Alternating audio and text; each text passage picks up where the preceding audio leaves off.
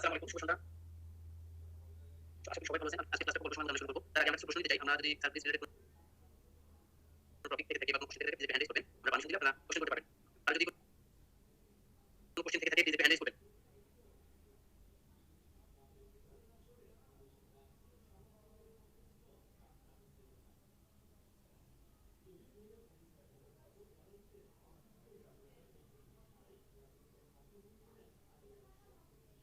আমি তানভীরকে লিখছি, প্লিজ একটু আনমিউট করে বসে করতে পারেন। আপনি শুনতে পাচ্ছেন আমাকে? আসসালামু আলাইকুম। ওয়ালাইকুম আসসালাম, ভালো আছেন? জি, আলহামদুলিল্লাহ। কেমন আছেন? আলহামদুলিল্লাহ। জি ভাই, আমি প্র্যাকটিস এক্সামগুলো কেমন আসতেছে? আসতেছে না? না। এটা তো ভাইয়া অবশ্যই আসার কথা। কেন আসতেছে না আমি বুঝতে মানে পারছি না। যেদিন এক্সাম দিই, আজকে যে এক্সাম ছিল হলিডে আমি তাকে দিয়েছি। সদস্য পর্যায়ে প্র্যাকটিস এক্সামের একটা কথা আমি তাকে দিয়েছি, পাচ্ছেন। এটা এরকম কথা না। বাস লেকচার গিয়ে ওখানে লাইভে যে প্র্যাকটিস সিলেক্ট করুন, অবশ্যই আসবে। এটা আসার কথা। আচ্ছা, অনেকেই আমরা জানতে চাচ্ছি যে হ্যান্ড রেইজ অপশনটা মানে অ্যাক্টিভ নাই। আসলে হ্যান্ড রেইজ অপশনটা চালু আছে। আপনারা প্লিজ যে অবস্থান থেকে হ্যান্ড রেইজ করতে পারেন। আমি দেখতে পাচ্ছি হ্যান্ড রেইজ করছেন অলরেডি। প্লিজ। আচ্ছা তানভীর ভাই, আপনার এই যে প্রবলেম, আমার মনে হয় আপনি লাইভ এক্সামগুলো বুঝতে পারছেন, রাইট? হ্যাঁ, লাইভ এক্সাম আছে, প্র্যাকটিস সিলেক্ট করার পর প্র্যাকটিস গুলো আছে। আপনি দেখেন, ঠিক আছে? হ্যাঁ, শিওর। আমি নোট করছি, অবশ্যই এটা দেখুন ইনশাআল্লাহ। আমি আপনাকে জানতে চেষ্টা করব আপনাকে। ওকে, আচ্ছা, আসসালামু শেষ হবে? আলাইকুম। থ্যাংক ইউ তানভীরকে। আচ্ছা, আপনার কোনো কোশ্চেন থাকলে প্লিজ হ্যান্ড রেইজ করবেন ভাইয়া।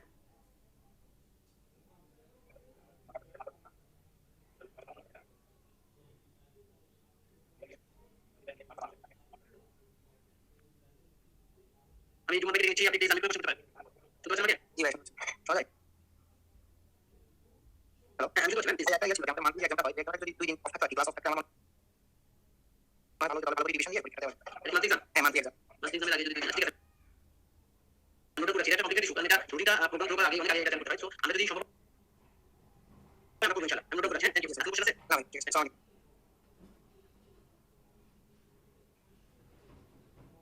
আমি পুরো পেজে লিখেছি ভাই, আপনি শুনতে পাচ্ছেন? হ্যাঁ ভাই, শুনতে পাচ্ছি। আমার শুনতে পাচ্ছেন? হ্যাঁ, আমি শুনতে পাচ্ছি। প্লিজ। ভাই, আমরা মানে যে ভিডিওগুলো পরে থাকে আরকি, ওগুলো মনে করেন যে যখন আমি যে জায়গায় বসে দেখা যাচ্ছে বা অনেক বা অনেক সময় দেখা যায় যে পরে যাই হোক বা অনেক সময় ব্রেক দেওয়া হয় 5 মিনিট। আমি বলতে যে পরে যখন ভিডিওগুলো দেওয়া হয়, ওগুলো যদি ওই যে ব্রেকটা বা যে সময় পাবেন কাট করে দেওয়া হতো, তাহলে মানে ভিডিওটা আমরা পরে স্মুথলি শুভ ভাই, আমি আপনার বুঝতে পারছি। আপনি শুনতে পাচ্ছেন? আমি শুনতে পাচ্ছি না। আমাদের শুনতে পাচ্ছেন? হ্যালো? হ্যাঁ, লাস্টে যে শুনতে পাইনি, কিন্তু আমি আপনার কথা বুঝতে পারছি। সেটা হচ্ছে আমরা যদি আমাদের ক্লাসের পরবর্তীতে 2 সেকেন্ডের মধ্যে বা 1 মিনিটের মধ্যে আমরা ক্লাস ফাইল আপলোড করে দিই, রাইট? এটা আমি পরবর্তীতে দেখব। এটা যদি এডিট করে এটা কি করতে হয়, এটা বেশিক্ষণ কিন্তু ভাই বেশিক্ষণ কিন্তু লাগবে না। 5 মিনিট লাগবে, স্ট্রিম করে দিবেন নাকি? সামনে পিছনে আমি যেখানে ওটা ওটা নোট করছি। আপনি সম্ভব হলে করে দিবেন ইনশাআল্লাহ। আমি ভাইকে রিকোয়েস্ট করব, আশা করি কোশ্চেন গুলো আমি ভাইকে রিকোয়েস্ট করব, ভাই শুনতে পাচ্ছেন আমাকে? প্লিজ একটু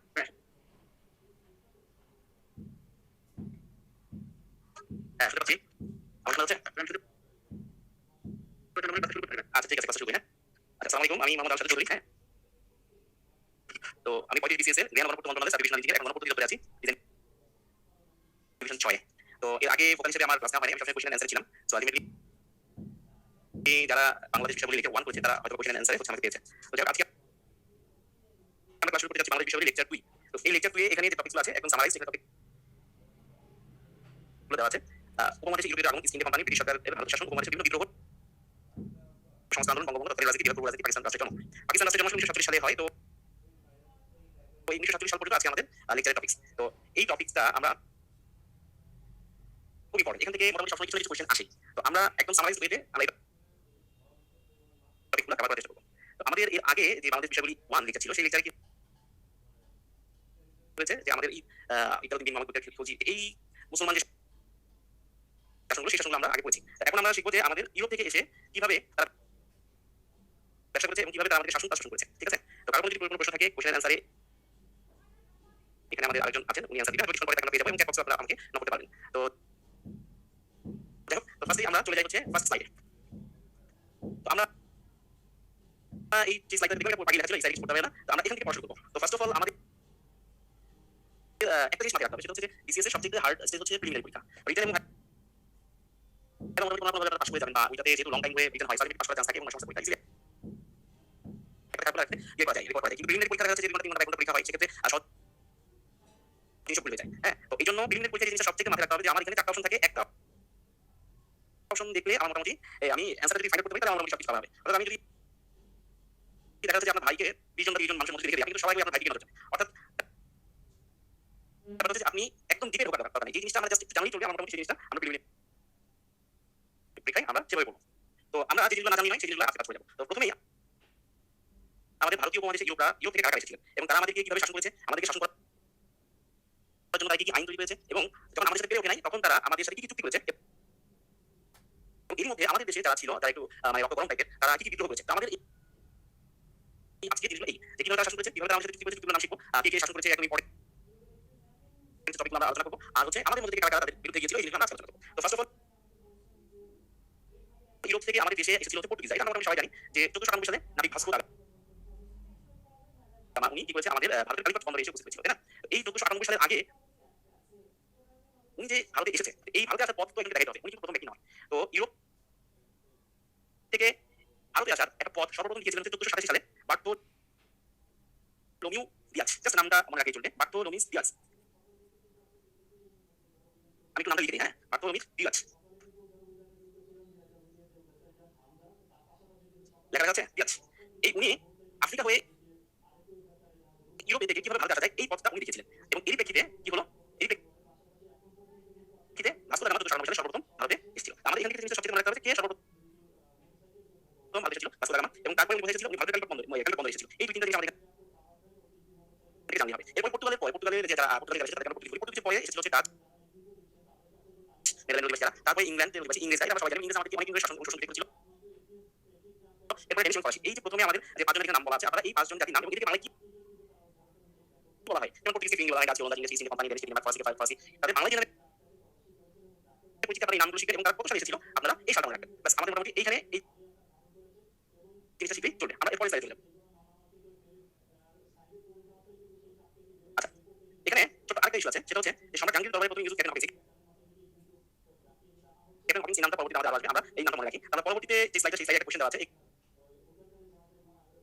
কোশ্চেনটা আমরা ইতিমধ্যে সলভ করেছি। ভারতবর্ষ ইউরোপের আগমনের পরে বিশ্বকাপ 1498 সালে।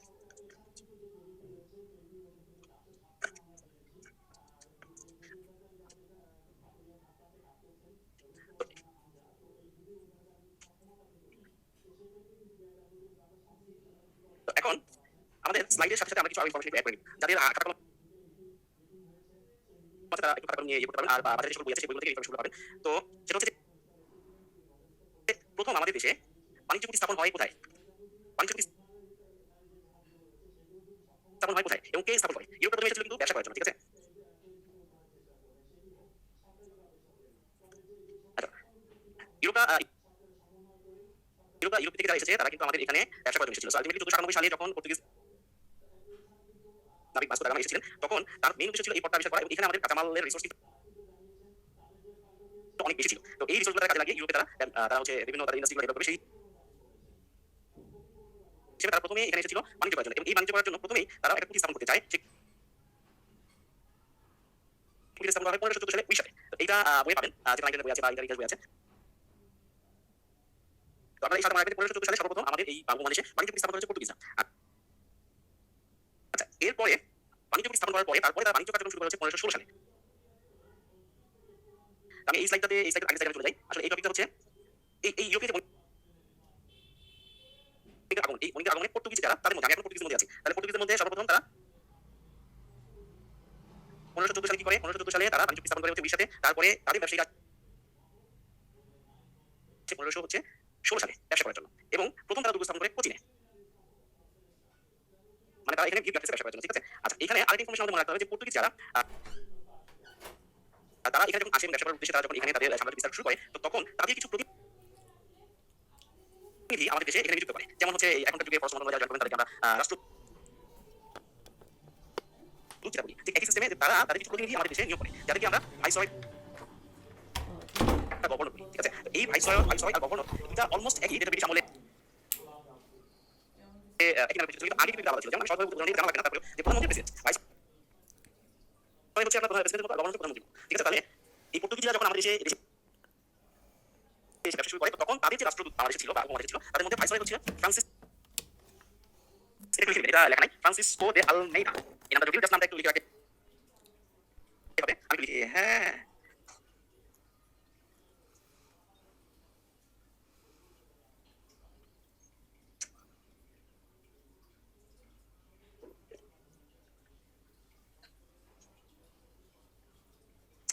এটা চলে আসছে কেন?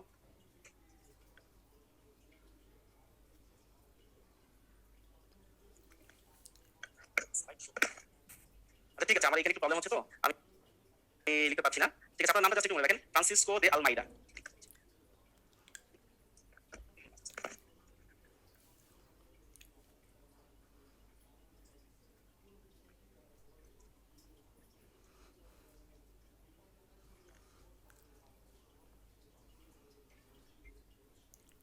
একটু সামনে, দুঃখিত যে আমাদের এখানে একটু সমস্যা হচ্ছে, তো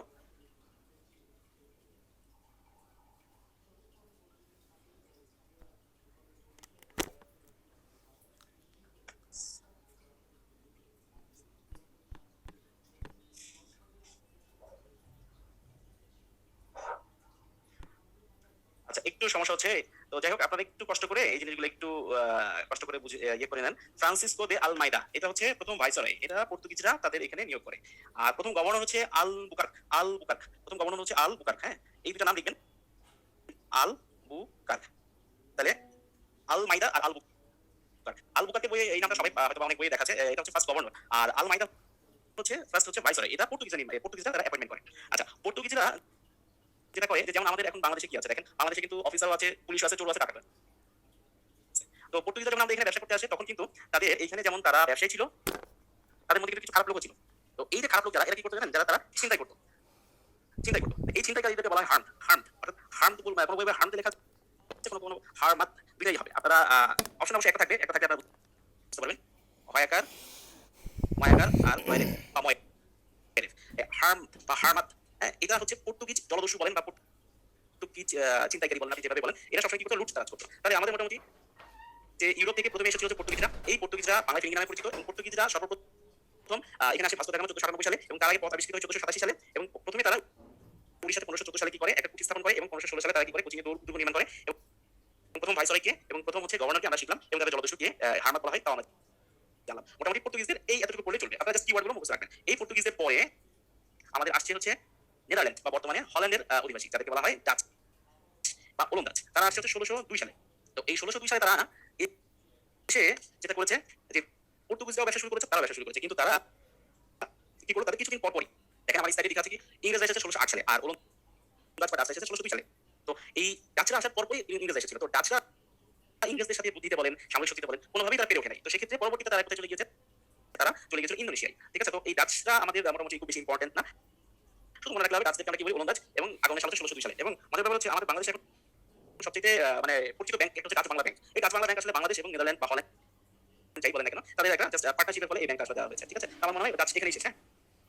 আমরা এরপরে চলে আসবো হচ্ছে ইংল্যান্ড বা ইংরেজরা যখন আমাদের কাছে এসেছে। এই ইংরেজদের আমলটা হচ্ছে আমাদের সবথেকে ইম্পর্টেন্ট, এবং তারা আসলে আমাদেরকে অনেক কিছু দিয়ে গিয়েছে, আবার অনেক কিছু নিয়ে গিয়েছে, এবং এর পরিমাণটা আসলে বেশি। তো দিয়ে গেছে কি কি, এগুলো আসলে আপনারা আস্তে আস্তে জানবেন। তো এখন আমরা ইংল্যান্ড বা ইংরেজরা আসার এই টপিক আলোচনা করার আগে একটা পোল কোশ্চেন চলে যাবো। পোল কোশ্চেন হচ্ছে, দেখেন আমি পোল কোশ্চেন করছি।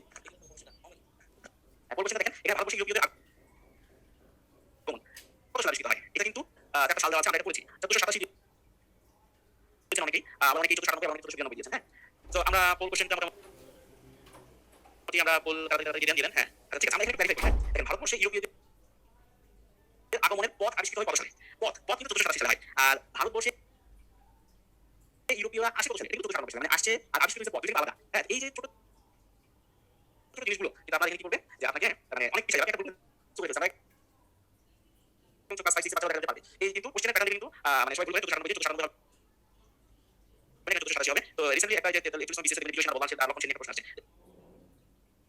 এই ছোট প্রশ্নগুলো আসলে আমরা খুব সেন্সিটিভ ওয়েতে অ্যানসার দিব। ঠিক আছে,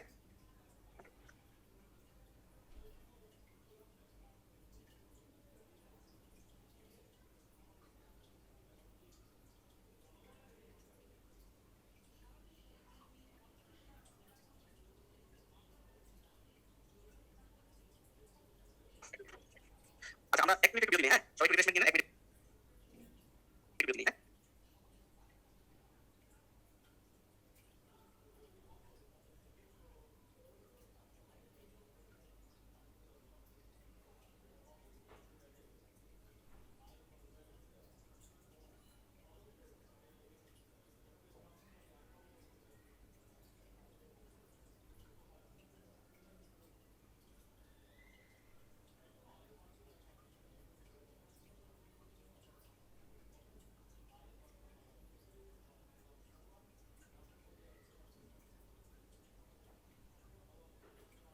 ফেরত আসছি আমাকে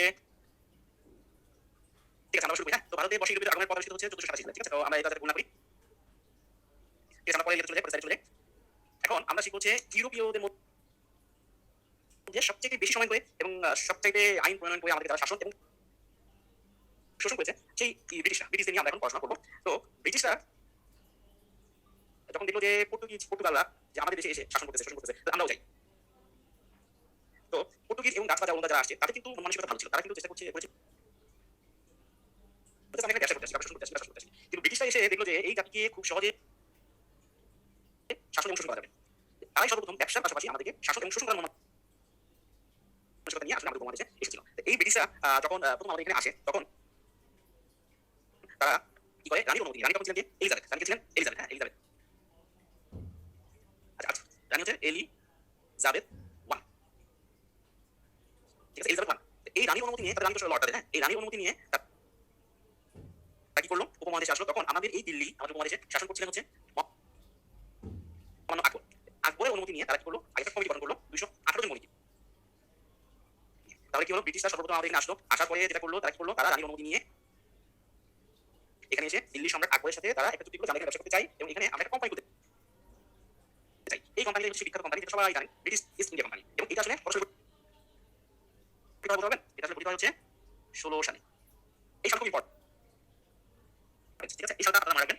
ব্রিটিশ ইস্ট ইন্ডিয়া কোম্পানি গঠিত হচ্ছে 16 সালে এবং এইখানে এই যে কোম্পানি, এই কোম্পানির আন্ডারে কিছু ব্যবসায়ী ছিল যারা ব্যবসা করবে। এই ব্যবসায়ীদের সংখ্যা ছিল 218। তাহলে আমাদের এখানে মোটামুটি দুইটা ইম্পর্টেন্ট জিনিস হচ্ছে যে কতজন ব্যবসায়ী নিয়ে ব্রিটিশ ইস্ট ইন্ডিয়া কোম্পানি গঠিত হয়েছে, 218 জন। এবং কত সালে গঠিত হয়, 16 সালে। এবং এখানে যখন কোম্পানি গঠিত হয় তখন দিল্লির শাসনকর্তা ছিল আকবর। এই তিনটা জিনিস আমাদের মোটামুটি জানলেই চলবে। ঠিক আছে, তো এরপরে আমি ইতিহাস বলি। তারা এসে যেটা করলো, ওই যে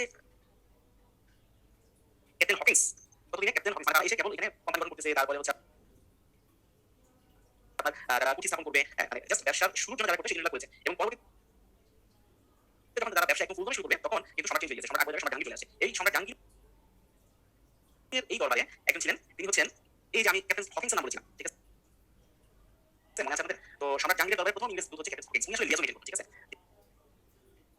ঠিক আছে, তো উনি ইংরেজদের দূত হিসেবে লিয়াজো মেইনটেইন করে যতটুকু সংখ্যক সুবিধা আদায় করা যায় সেই সুবিধাটা উনি আমাদের এখান থেকে আদায় করার চেষ্টা করতো। এই তখন উনি জাহাঙ্গীরের সাথে দিন দরবার করতো। আর জাহাঙ্গীর তো ছিল হচ্ছে আপনার মানে শাসনকর্তা সবচেয়ে বেস্ট ছিল হচ্ছে আকবর। তারপরে জাহাঙ্গীর তো শুধুমাত্র হচ্ছে আরাম আইসে জীবন কাটিয়ে দিয়েছে। তো আলটিমেটলি জাহাঙ্গীরকে যে এসে যেটা বুঝাইতো সে আসলে সেটাই করতো। হ্যাঁ, মানে এই জন্য জাহাঙ্গীরের কাছ থেকে ব্রিটিশদের আসলে বেনিফিট হওয়ার পরিমাণটা আসলে খুব বেশি ছিল। হ্যাঁ, তো সেক্ষেত্রে জাহাঙ্গীর সর্বপ্রথম যেটা করেছে যে উনি ইংরেজদেরকে কুঠি নির্মাণ করার অনুমতি দিয়েছে এবং সেটা কোথায়, সুরাটে। তাহলে ইংরেজরা সর্বপ্রথম কোথায় কুঠি নির্মাণ করেন, সেটা হচ্ছে সুরাটে। ঠিক আছে, এবং এরপরে কিন্তু উপমহাদেশে, বাংলা কিন্তু না, পরবর্তীতে বাংলাতেও তারা কিন্তু একটা কুঠি নির্মাণ করার অনুমতি চায় এবং জাহাঙ্গীর সেই অনুমতিটাও দিয়েছে। তো এই বাংলায় সেই কুঠিটা স্থাপিত হয় 1633 সালে। তাহলে এখানে দুইটা সাল খুব ইম্পর্টেন্ট। একটা হচ্ছে জাহাঙ্গীর বাংলায় কুঠি স্থাপন করতে দিয়েছে 1633 সালে, আর হচ্ছে 1608 সালে উপমহাদেশে সুরাটে উনি কুঠি স্থাপন করতে দিয়েছে। এই দুটো জিনিস খুব ইম্পর্টেন্ট, আমার মনে হয় আমার কথা থেকে পড়ে। তো আপনারা এই দুটো সাল অবশ্যই মনে রাখবেন। ঠিক আছে, এরপরে কি হলো, সম্রাট জাহাঙ্গীর বিশেষ তারা শুরু করলো, ব্রিটিশ কোম্পানিগুলো আস্তে আস্তে ব্যবসা শুরু করার পর থেকে এদিকে আমাদের উপমহাদেশে দিল্লি যারা শাসন করছিল তারা আস্তে আস্তে শুরু করলো এবং তারা উপমহাদেশে আসলে ভিড় করে বসার চেষ্টা করছিল। এবং পরবর্তীতে যেটা হলো, এখানে আরো কিছু ইম্পর্টেন্ট জিনিস আমাদের আসলে লাগবে। আচ্ছা, তার আগে বলে নিই, এটা কিন্তু আমার হচ্ছে আসলে ভোকালের ফার্স্ট ক্লাস, তো এই জন্য হয়তো বা আচ্ছা ঠিক আছে, সমস্যা নেই। তো আপনারা আমাকে চাচ্ছেন যে আমি লিখি, ঠিক আছে, আমি লিখার চেষ্টা করছি, সমস্যা নেই। আর কোনো কিছু প্রশ্ন থাকলে আমাদের প্রশ্ন উত্তরদাতা উনি কি আসছে?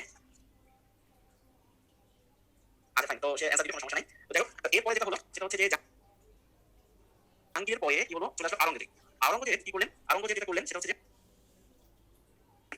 ইংরেজদেরকে আরেকটা সুবিধা দিলেন। সেটা হচ্ছে যে কলকাতা গোবিন্দপুর প্রথমে সুতান্তি নামে একটা গ্রাম আছে। এই গ্রামটা ইংরেজদের একটা এজেন্ট ছিল, ওই যে আমি বললাম যে চতুর্থ টাইপের লিয়াজো মিটিং করে। ইংরেজের এই এজেন্টের নাম হচ্ছে জন চাণক্য।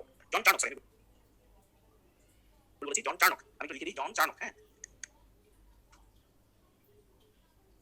একটু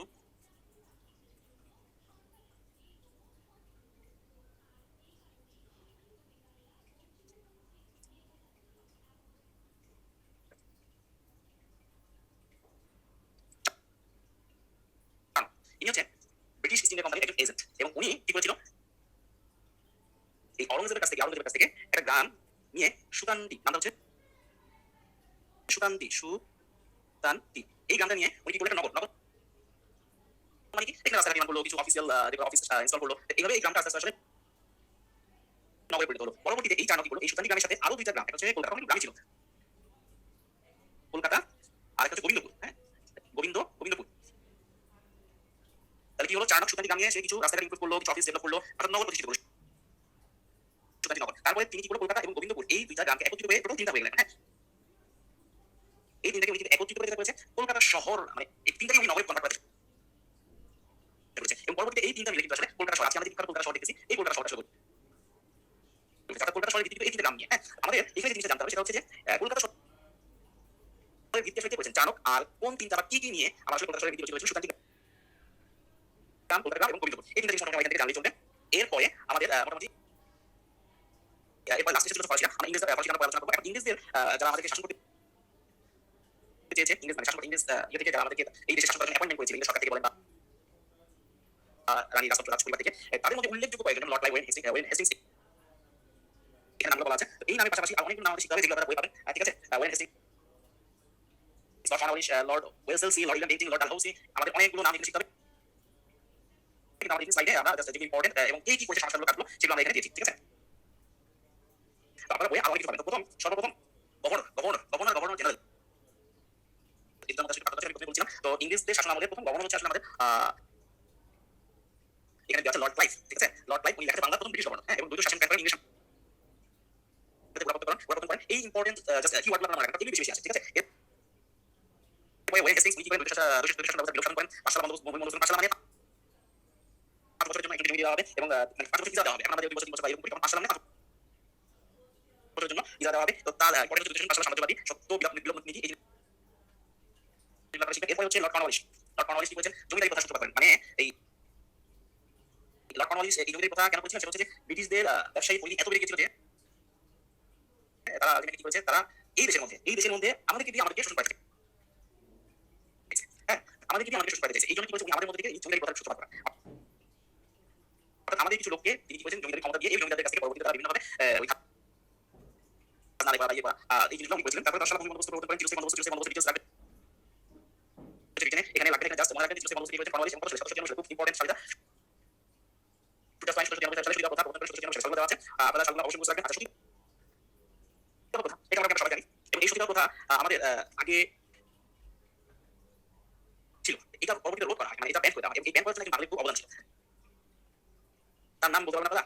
আপনারা একটু চ্যাট বক্সে একটু তার নামটা একটু দিবেন। রাজা রামমোহন রায়। হ্যাঁ, অনেকে লিখেছেন। এই নামটা খুব ইম্পর্টেন্ট। এই সূত্র বিদ্যা লিখেছে, সূত্র বিদ্যা লিখেন না, রাজা রামমোহন রায়। ঠিক আছে, আচ্ছা যাক, আমরা চ্যাট বক্সে অ্যান্সার দিলাম। তো কেউ ভুল অ্যান্সার করবেন না। ঠিক আছে,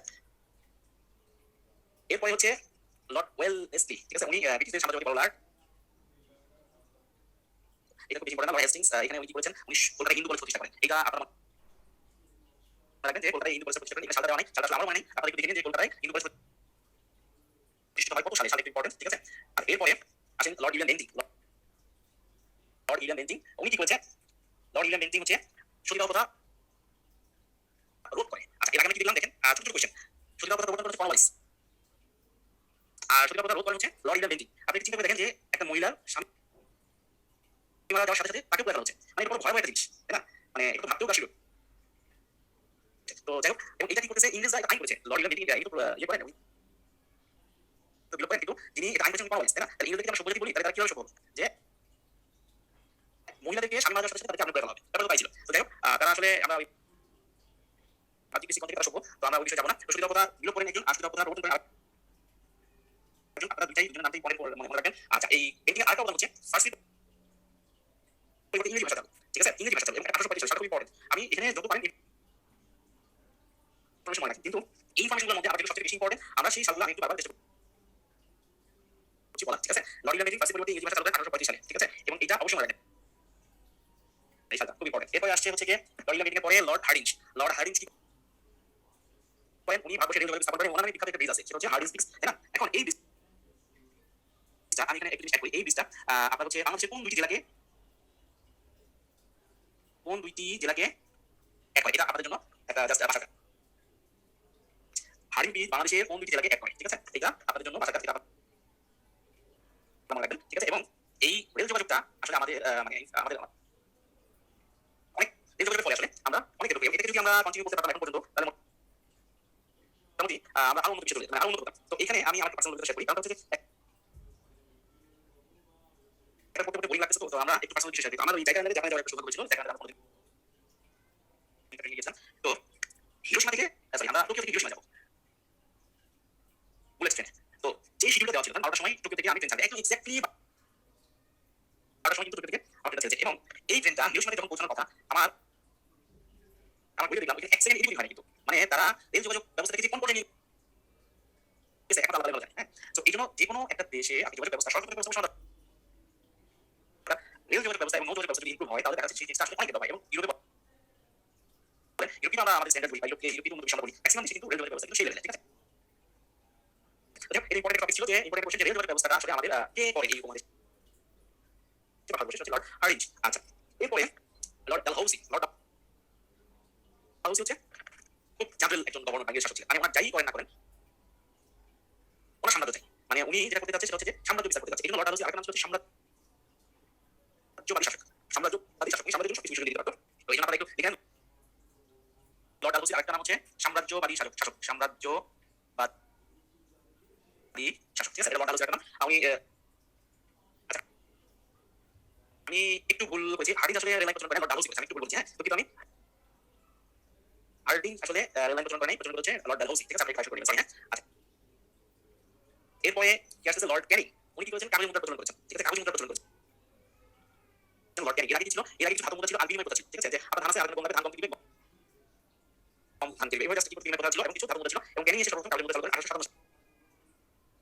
এবং ক্যানিং আরেকটা ইম্পর্টেন্ট জিনিস হচ্ছে যে যখন সিপাহি বিপ্লব হয় 1757 সালে, 1857 সালে, তখন বাংলার বাই উপমহাদেশে ইংরেজ শাসক ছিল হচ্ছে লর্ড ক্যানিং, অর্থাৎ তার সময়ে আসলে কি হয় সিপাহি বিপ্লবটা হয়, ঠিক আছে। এরপরে যখন এই যে এতক্ষণ আমরা যা শিখেছি এগুলো সব হচ্ছে গভর্নর বা গভর্নর জেনারেল, এরপরেই দেখবেন যে আমরা ভাইসরয় বলবো। ব্যাপারটা হচ্ছে যে 1857 সালে যখন আপনার সিপাহি বিদ্রোহ হয়, এরপরে আপনার এই ইংল্যান্ডের রাজতন্ত্র বা রাজ পরিবার থেকে তারা কি করলো? তারা এই গভর্নর জেনারেলের নামটা চেঞ্জ করে ভাইসরয় হিসেবে তারা প্রচলিত করলো। মানে অর্থাৎ গভর্নর জেনারেল যে কাজ করতো ভাইসরয় আসলে একই কাজ করে, ঠিক আছে। তাহলে আমাদের এরপর আমরা শুরু করবো হচ্ছে ভাইসরয়, তাই না? তার আগে আমরা এই ভাইসরয় ক্যানিং পর্যন্ত শেষ করার পর আমরা একটা পোল কোশ্চেন চলে যাবো। পোল কোশ্চেনটা হচ্ছে কতজন বণিক ব্রিটিশ ইস্ট ইন্ডিয়া কোম্পানি গঠন করেছিলেন? এটা আমরা মোটামুটি বলেছি, বলেন দেখি সবাই অ্যান্সার করেন।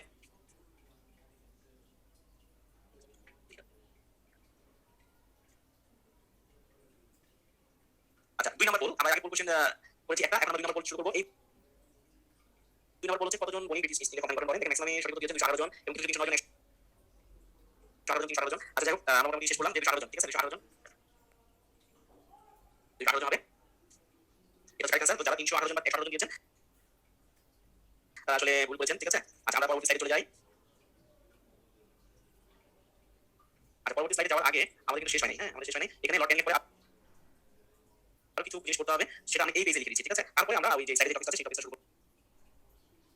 আচ্ছা, লর্ড ক্যানিং পরে আরেকজন নাম হচ্ছে লর্ড মেও। লর্ড মেও, ঠিক আছে। এই লর্ড মেও কি করেছে? এই লর্ড মেও করেছে এই যে আদমশুমারি চালু করেছে। তার মানে আদমশুমারি মানে এই যে আমরা জনসংখ্যা কত আছে এখন, এই প্রথম প্রচলনটা শুরু করে ব্রিটিশরাই এবং তার নাম হচ্ছে লর্ড মেও। লর্ড মেও কি করেছে? তাহলে আদমশুমারি, আপনারা জাস্ট আদমশুমারি, মানে লর্ড মেও আদমশুমারি, লর্ড মেও আদমশুমারি, মানে আপনারা পড়বেন এইভাবে লর্ড মেও আদমশুমারি, লর্ড মেও আদমশুমারি, এভাবে যদি আমরা পড়বেন দেখবেন মনে থাকে, ঠিক আছে। তো লর্ড মেও হচ্ছে আদমশুমারি। এই লর্ড মেওর পরে ব্রিটিশরা আরেকটা ইম্পর্টেন্ট জিনিস তৈরি করেছে, সেটা হচ্ছে যে এখন আমাদের দেশে দেখেন কিছু কিছু মানুষের কাছে রিভলভার দেখা যায়। এখন এই রিভলভার কিন্তু আপনি আমি ইচ্ছা করলে কিন্তু কি করতে পারবো না, ইউজ করতে পারবো না। এটার জন্য একটা আইন আছে। এই আইনটা সর্বপ্রথম ব্রিটিশদের কি করা, এবং এটা হচ্ছে লিটন, লিটন, লর্ড লিটন, লর্ড লিটন, ঠিক আছে। এই লর্ড লিটন কি করেছে? আইন তৈরি করেছে, অস্ত্র আইন, ঠিক আছে। এবং অস্ত্র আইনের সাথে সাথে সংবাদপত্র আইন তৈরি করেছে। তার মানে লিটনের কাজ হচ্ছে দুইটা, একটা হচ্ছে অস্ত্র আইন আর একটা হচ্ছে সংবাদপত্র আইন, সংবাদপত্র আইন। এই দুটো আইন হচ্ছে লর্ড লিটন করেছে। আপনারা জাস্ট মুখস্থ রাখবেন যে লর্ড লিটন অস্ত্র আইন, সংবাদপত্র আইন, অস্ত্র আইন, সংবাদপত্র আইন। আপনারা কোশ্চেন সলভ করে দিতে পারবেন যে খুব বেশি জিনিস দিতে যাওয়া লাগে না, শুধু আইনগুলো নাম বলে যে এই আইন করেন, জাস্ট আপনারা এই রাখবেন, ঠিক আছে। আচ্ছা, এরপরে Lord Ripon, Lord Ripon, Lord হচ্ছে রিপন, অনেক লর্ড রিপন ইভেন ফ্যাক্টরি আইন তৈরি করেন। ফ্যাক্টরি যে আমরা যে এখন শিশু শ্রম আইন, অনেক আইন বলি, তো সর্বপ্রথম সূচনা করেন হচ্ছে লর্ড রিপন ফ্যাক্টরি আইন, এটা প্রণয়ন করেন।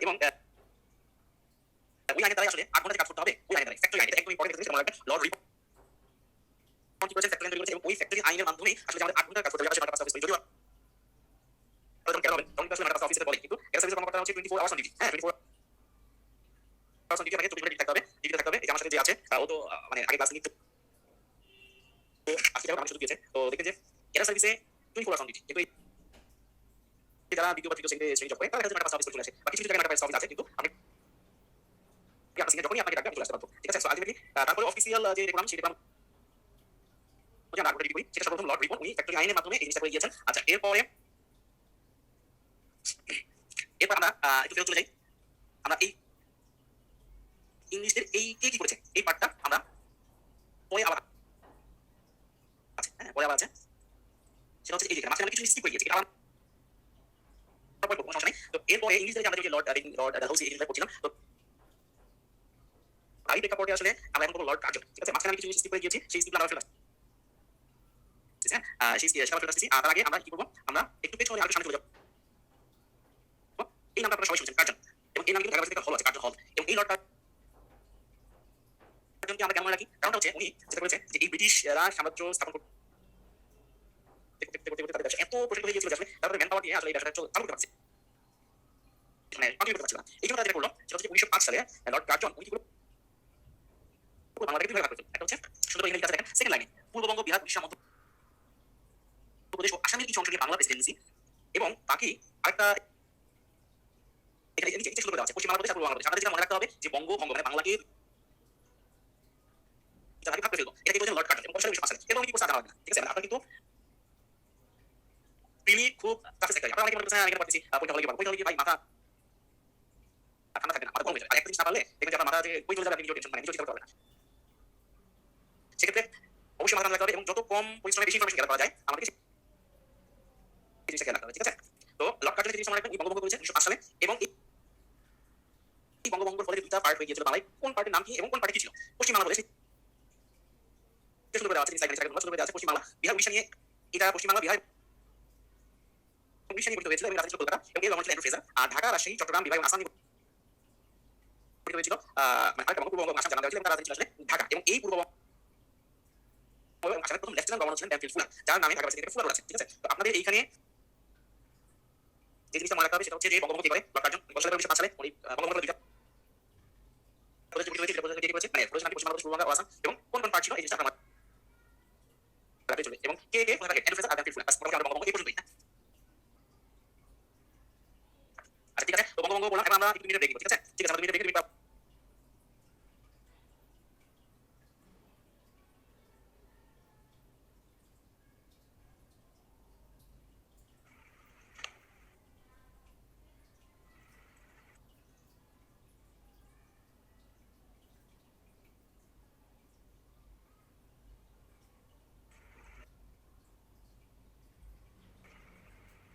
বঙ্গভঙ্গ আমাদের চলছে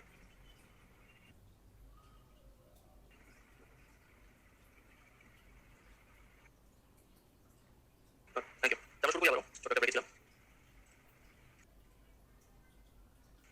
সো অলরেডি ভাই আলোচনা করেছেন যে খুব গুরুত্বপূর্ণ একটা সাল হলো 1756 এবং 57 এরপর থেকে আসলে শাসন ব্যবস্থার পরিবর্তন হয় যেটা আমরা বলে রাখি যে বাংলা সূর্য বা স্বাধীনতা সূর্য হয় তো ইন্টারেস্টিং বিষয় হলো বাংলা স্বাধীনতা সূর্য বা বাংলা আবার সূর্য যদি বলি সেটা বাংলাদেশের জন্য 71 হয় তার আগে কিন্তু অনেক বিদ্রোহ হয় একটা দেশের স্বাধীনতা আসলে দীর্ঘ প্রসেস অনেকগুলো পার্ট একটা পার্ট যদি বলি দীর্ঘ সময় সংগ্রাম করা এবং সর্বশেষ পরিপূর্ণ ভাবে স্বাধীনতা সংগ্রাম এর আগে যারা দেশের জন্য সংগ্রাম করেছেন বা জাতীয়তাকে সংগ্রাম করেছেন তাদেরগুলো মনে রাখতে হবে দুইটা কারণ রাখতে হবে একটা অবশ্যই কিছু দিচ্ছেন জানতে হবে that must that is a must আর একটা কারণ হলো আপনার উৎস জন্য জানতে হবে আপনি স্বাধীনতা সম্পর্কে জানতে চান সো আপনাকে জানতে হবে সো আমরা ফকির আন্দোলন থেকে শুরু করবো এগুলো কি অনেক ডিটেইলস করা যায় আমি রিকমেন্ড করবো করার জন্য বিশেষ করে আমি এইচএসসি যে বইটা আছে এইচএসসি একটা বই এই বইটা বললে মনে হয় মোর দেন আমি বলেছি বা আমাদের মধ্যে যারা আছে ম্যাক্সিমাম এই বইটা খুব সুন্দরভাবে বোঝানো যায় না একটা বলেছেন আমাদের বইটা বানানো হয়েছে সেখানে চেষ্টা করা হয়েছে সাইড বইতে হেল্প নেওয়া এবং অন্যান্য বই থেকে হেল্প নেওয়া হতে পারে সো এই বইটা পড়বেন এখানে সুন্দরভাবে দেওয়া আছে এখানে জানতে পারবেন আর এই বাইরে কিন্তু বছর প্রস্তুতি আইডিয়া হবে কি আছে তো ফকির বিদ্রোহ যদি এই ফকির বিদ্রোহ প্রথমে যে মাথায় রাখবেন ফকির বিদ্রোহ কিন্তু ইংরেজদের বিরুদ্ধে প্রথম কোনো সংগ্রাম একদম স্টার্টিং যদি বলি তাহলে অবশ্যই হবে ইস্ট ইন্ডিয়ার বিরুদ্ধে সর্বপ্রথম যে সংগ্রাম সেটা অবশ্যই হবে ফকির বিদ্রোহ এটা একটু লিখে রাখি যে ইস্ট ইন্ডিয়া কোম্পানি ইস্ট ইন্ডিয়ার বিরুদ্ধে ভার্সেস প্রথম সংগ্রাম এর আগে আসলে বিদেশ সংগ্রাম মানে কেউ ইনডাইরেক্টলি করছে বিদেশ সংগ্রাম বলতে ফকির বিদ্রোহ প্রথম সংগ্রাম আচ্ছা তো কোথায় কোথায় হয়েছিল জায়গাগুলো মাথায় রাখতে হবে সৌথ এবং পশ্চিমবঙ্গ এবং বিহার এই জায়গাগুলো বিদ্রোহ হয়েছিল এগুলো খুবই গুরুত্বপূর্ণ। তারপর বক্সারের যুদ্ধটা মাথায় রাখতে হবে, যেটা মীর কাসিম করেছিল। দুটো জিনিস গুরুত্বপূর্ণ, একটা বক্সারের যুদ্ধ। তো কে করেছিলেন? মীর কাসিম, এবং কত সালে? 1764 সালে। ইংরেজদের বিরুদ্ধে এটা তো মানে ডেফিনিটলি গেস করতে পারতেছেন। এবং ওই যুদ্ধে, বক্সারের যুদ্ধে কিন্তু ফকির সন্ন্যাসীরা মীর কাসিমের সাথে মিলে একসাথে যুদ্ধ করেছিলেন। ওকে, এখন একটা ব্যাপার এখানে আমি বলি নাই, মানে ডিরেক্ট সেখানে লেখা নাই যে ফকির আন্দোলনটা আসলে কেন হয়েছিল। যদি কেউ কারো জানা থাকে জ্যাকব সঙ্গে জানাতে পারেন যে ভাই ফকির আন্দোলন কেন হয়েছে, আমি বলবো দেখা দিই কেন হতে পারে ফকির আন্দোলন, গেস করেন।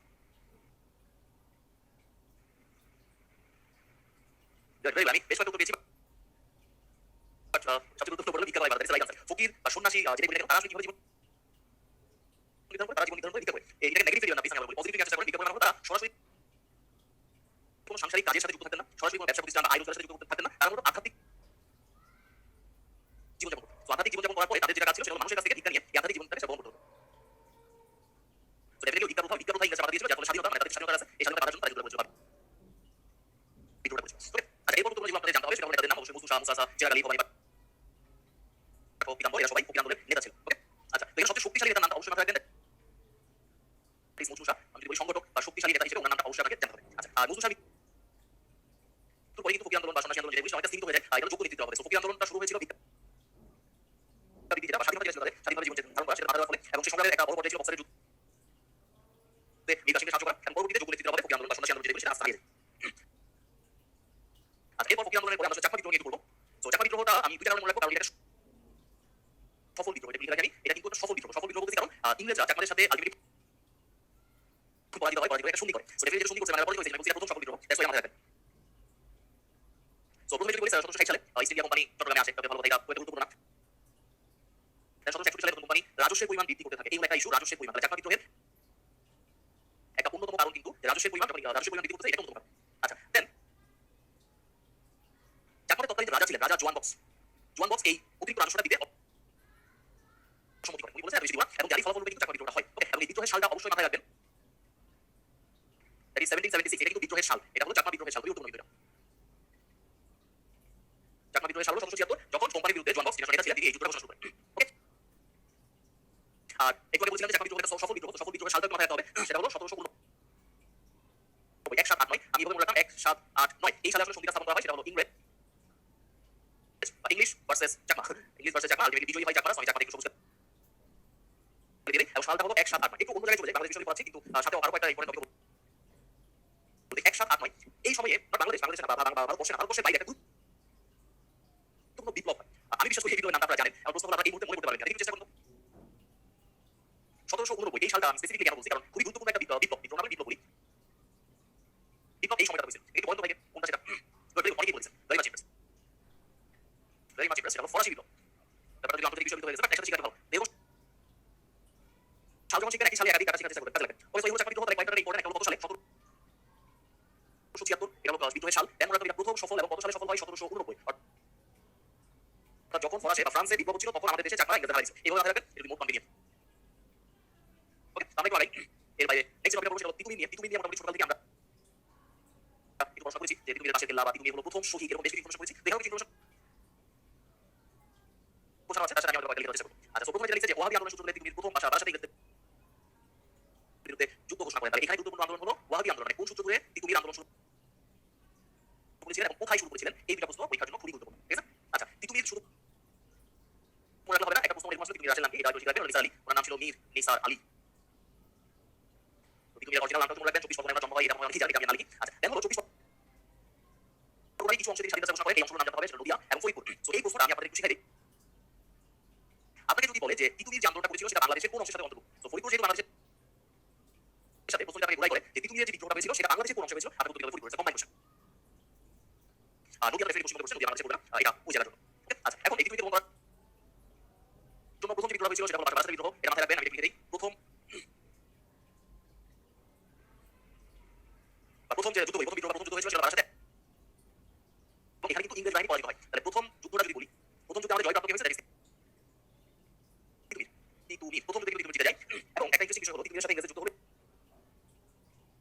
ইংরেজ হেরে গেল। তিতুমির বুঝতে পারছে ইংরেজ শক্তি গ্রহণ করে আবার আক্রমণ করবে। তো আবার আক্রমণ করলে ইংরেজকে দমন করার জন্য তিতুমিরের মাথায় যে বুদ্ধি ছিল সেটা কেল্লা তৈরি করা। এই কেল্লাটা তৈরি করছে উনি পাশ দিয়ে। সো ডেফিনেটলি আমাদের গ্রামের মানুষ, আমাদের ভারতবর্ষের মানুষ, আমাদের ভারতবর্ষ তৎকালীন সময় এতটা প্রযুক্তিশীল ছিল না যে শক্তিশালী লোহার বা ইস্পাতের কোনো কেল্লা তৈরি করবে। তৎকালীন সময়ে পাশের কেল্লা খুব শক্তিশালী হিসেবে চিন্তা করছে। সো এটা হলো 1831 সালে, এবং তার অবস্থানটা জানতে হবে, দ্যাট ইজ নারিকেল বাগলে। দুটো ইনফরমেশন এটা হলো কার সাথে যুদ্ধ হয়েছিল যেখানে তিতুমির জয়প্রাপ্ত হয়। এই জয়ের পরে তিতুমির বুঝতে পারে যে ইংরেজরা তাকে আবার অ্যাটাক করবে। অ্যাটাক থেকে রক্ষা করার জন্য দুর্গ নির্মাণ করতে হয় বা কেল্লা নির্মাণ করতে হয়। সেই কেল্লাটা উনি নারকেল বাগিয়ে করছেন এবং সালটা হলো 1831। কিরকম কেল্লা? সেটা হলো পাশের কেল্লা।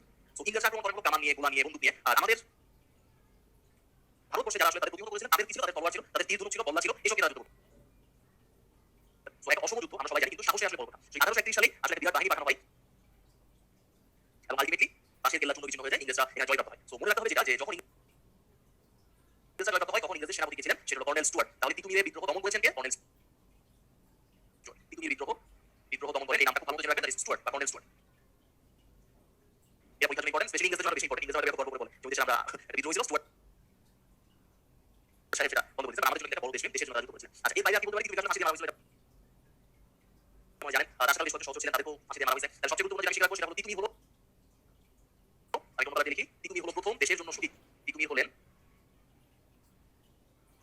প্রথম বাঙালি শহীদ। এই ইনফরমেশনটা একটু মনে রাখবেন, বাঙালি শহীদ। শহীদ আর শহীদ মানে রসিকতা দিয়েছি, এর আগে আমি ক্লাসে বলছিলাম যে শহীদ দেন হলো বাঙালি দেন ঈদ। এই শব্দগুলো আমি জানি সঠিক উত্তর চেঞ্জ হয়ে গেছে, এটাও জানি, বাট আমি কাউকে লিখি না, এখন চাপে পড়ে সব শিখে ফেলছি এবং সবই ঠিক করে লিখি। দেন হলো ফরাজি আন্দোলন। ফরাজি আন্দোলনটা প্রথমে নামকরণটা দেখেন, নামটা হলো ফরজ থেকে আসছে। ফরজ মানে কি আমি আশা করতেছি আপনারা সবাই জানেন, তাও একটু আপনাদের কাছে আমি শুনি। জ্যাকব একটু ভাইকে বলেন ফরজ মানে কি? দেখতে বলেন ফরজ কি জিনিস?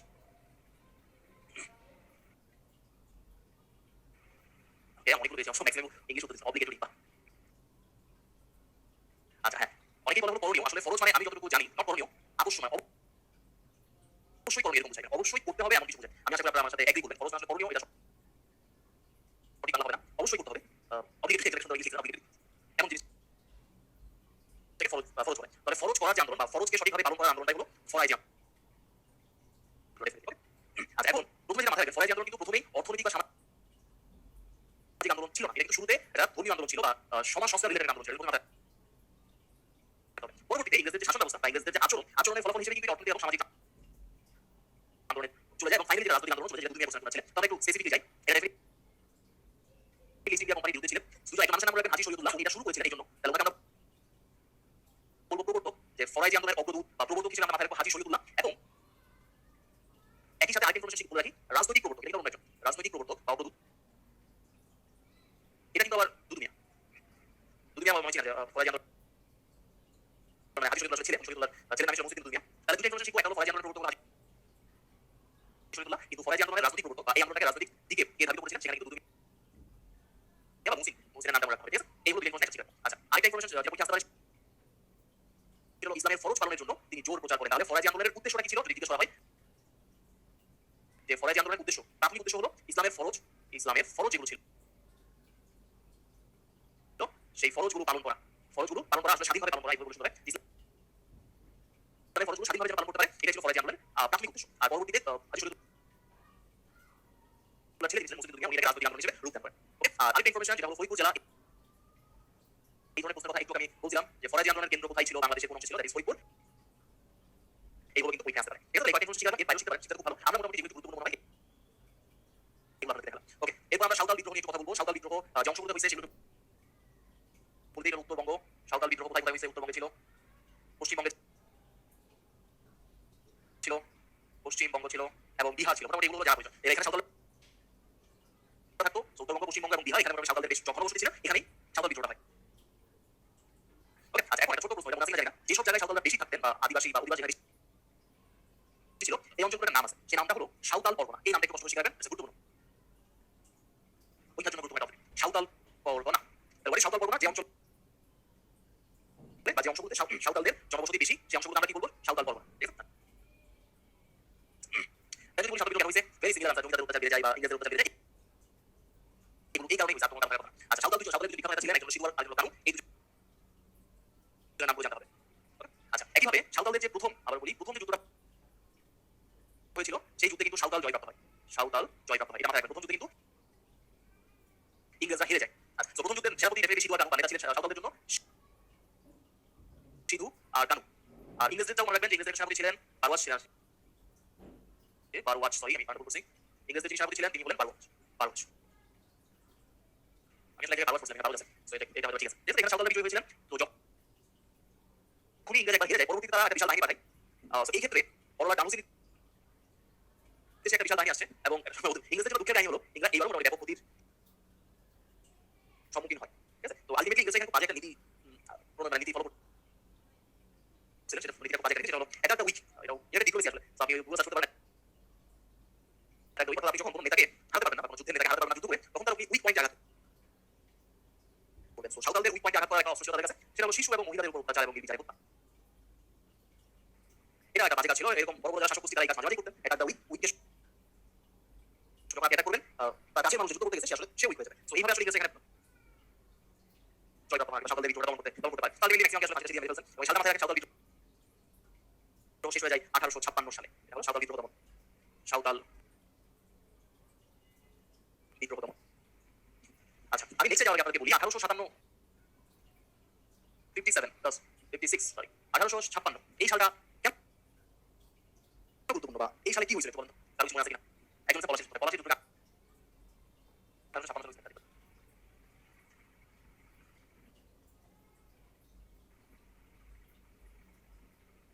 আমি অনেকগুলো একজন আমাকে একজন লিখছেন যে ফার্স্ট ওয়ার্ল্ড ওয়ার 1914 সালে 1856 সালে অনেক গুরুত্ব আছে, ছিল। গুড। আমি মনে করি বাংলা স্বাধীনতা অস্ত যায় কখন শুরু করি 1757 সালে। 1757 সালে কিন্তু বাংলা স্বাধীনতা হয়েছে। এই নারী পলাশী যুদ্ধ কখন? 1757। আমি একটু চেক করতে 1757 পলাশী যুদ্ধ হয়। এই জিনিসগুলো কথা আমার সাথে মনে আছে। Thank you. 1757 সালে বাংলা স্বাধীনতা অস্ত যায় পলাশী যুদ্ধের মাধ্যমে। তার ঠিক 100 বছর পর 1857 সালে খুব গুরুত্বপূর্ণ একটা ঘটনা ঘটে, সেটা হলো সিপাহী বিদ্রোহ। আচ্ছা, সিপাহী বিদ্রোহ ছাড়াও আরেকটা ঘটনা ঘটে। এই 1757 থেকে 1857 পর্যন্ত কিন্তু ইস্ট ইন্ডিয়া কোম্পানি ছিল, ইস্ট ইন্ডিয়ান কোম্পানি। আর 1857 সালের পরে কিন্তু ইস্ট ইন্ডিয়া কোম্পানি আর ভারত শাসন করেনি, তখন শাসন করছে বিদেশি শাসন করছে ইংল্যান্ড। তখন ক্ষমতা চলে গেছে ইংল্যান্ডের রানীর কাছে। দুইটা গুরুত্বপূর্ণ একসাথে মাথায় রাখবেন, একটা হলো সিপাহী বিদ্রোহ এবং আরেকটা হলো ইংল্যান্ডের রানী রানীর হাতে ক্ষমতা চলে যায়। আর ইস্ট ইন্ডিয়ার হাতে ক্ষমতা থাকে না। কিছু এখন পুরো জিনিস এখন বলবো, একটু ওয়েট করেন, পরে আচ্ছা, এখন এই যে 1757 আগেও কিন্তু আমাদের এখানে ইস্ট ইন্ডিয়ান কোম্পানি আসছিল, তাই না? একদম শুরুতে প্রথম যারা আসছিলেন আর কি, প্রথম ইউরোপিয়ান, তাদের নাম মোটামুটি আপনাদের জানার কথা বলছেন ভাই। প্রথম ইউরোপিয়ানের নামটা বলেন, আমি জানি সবাই জানেন, তাও চেষ্টা বলেন, একটু জাস্ট কানেক্ট করার চেষ্টা করছি। সবার প্রথমে কি আসছিলেন? পর্তুগিজ, মনে আছে সবার? পর্তুগিজ আসছিলেন। দেন আসছিলেন ডাচ বলি, ওলন্দাজ বলি, তারপরে আসলে ডেনমার্ক ছিল, ডিনেমার্ক। আর আরেকজন ছিল, আমি ইংল্যান্ডের নাম বলেছি, ইংলিশ ল্যাঙ্গুয়েজ। ওনারা মিস করছি কিনা? ওনারা মিস করার কথা দিও। পর্তুগিজ ছিল, ডাচ ছিল, ইংলিশ ছিল, তিন নাম্বার ছিল, নাম বলেছি আর কি। ডিনেমার্ক ছিল, ওলন্দাজ ছিল। এই হলো পাঁচটা। সো আমার একটা ছোট প্রশ্ন আছে, answer in the chat box. কোশ্চেনটা হলো, ভারতবর্ষে বুঝে আনসার করবেন, ভারতবর্ষে কয়টি ইস্ট ইন্ডিয়ান কোম্পানি ছিল? এই প্রশ্নের উত্তরটা চ্যাট বক্সে বলেন, আমি বুঝে নেব। ভারতবর্ষে কয়টি ইস্ট ইন্ডিয়ান কোম্পানি ছিল?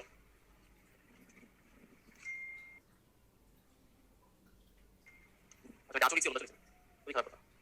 সরি, আমি ডাচ ওলন্দাজ দুটো লিখে ফেলেছি, এটা আসলে ড্যানিশ, ডেনমার্ক ছিল। আমি উত্তর দেখি 2 4 5 6 আমি লিখেছি। ওকে, আমি অনেক উত্তর পাইছি 2 3 4 5, বাট কারেক্ট আনসার ইজ 6। এটা সঠিক উত্তর হলো 6। সো ব্যাখ্যা দিয়ে পর্তুগিজরা যখন আসছিলেন, তারা একটা ইস্ট ইন্ডিয়ান কোম্পানি করছেন, ডাচ এটা সেম, নেদারল্যান্ড করছিলেন, ডেনিশ, ডেনমার্ক করেছিলেন, ডিনেমার্ক করেছিলেন, ইংরেজ, এরা দুইটা করছিলেন। এই যে সামনে বলে যাই, ইংরেজরা কিন্তু দুইটা ইস্ট ইন্ডিয়া কোম্পানি ছিল ইংরেজদের আন্ডারে। এর কথা একটা টোটাল 5টা ইউরোপিয়ান কান্ট্রি আসছিল। ইংরেজরা যে দুইটা করছে, আলটিমেটলি ইস্ট ইন্ডিয়ান কোম্পানি হয়েছে 6টা। ওই এরকম কিছু অংশ বুঝতে পারেন, এগুলো জন্য একটু প্রিপারেশন রাখতে হবে। এবার আমরা গুরুত্বপূর্ণ একটা আন্দোলন নিয়ে কথা বলবো, সেটা হলো নীল বিদ্রোহ। ফার্স্ট অফ অল, আপনারা জানেন নাকি নীল জিনিসটা কি?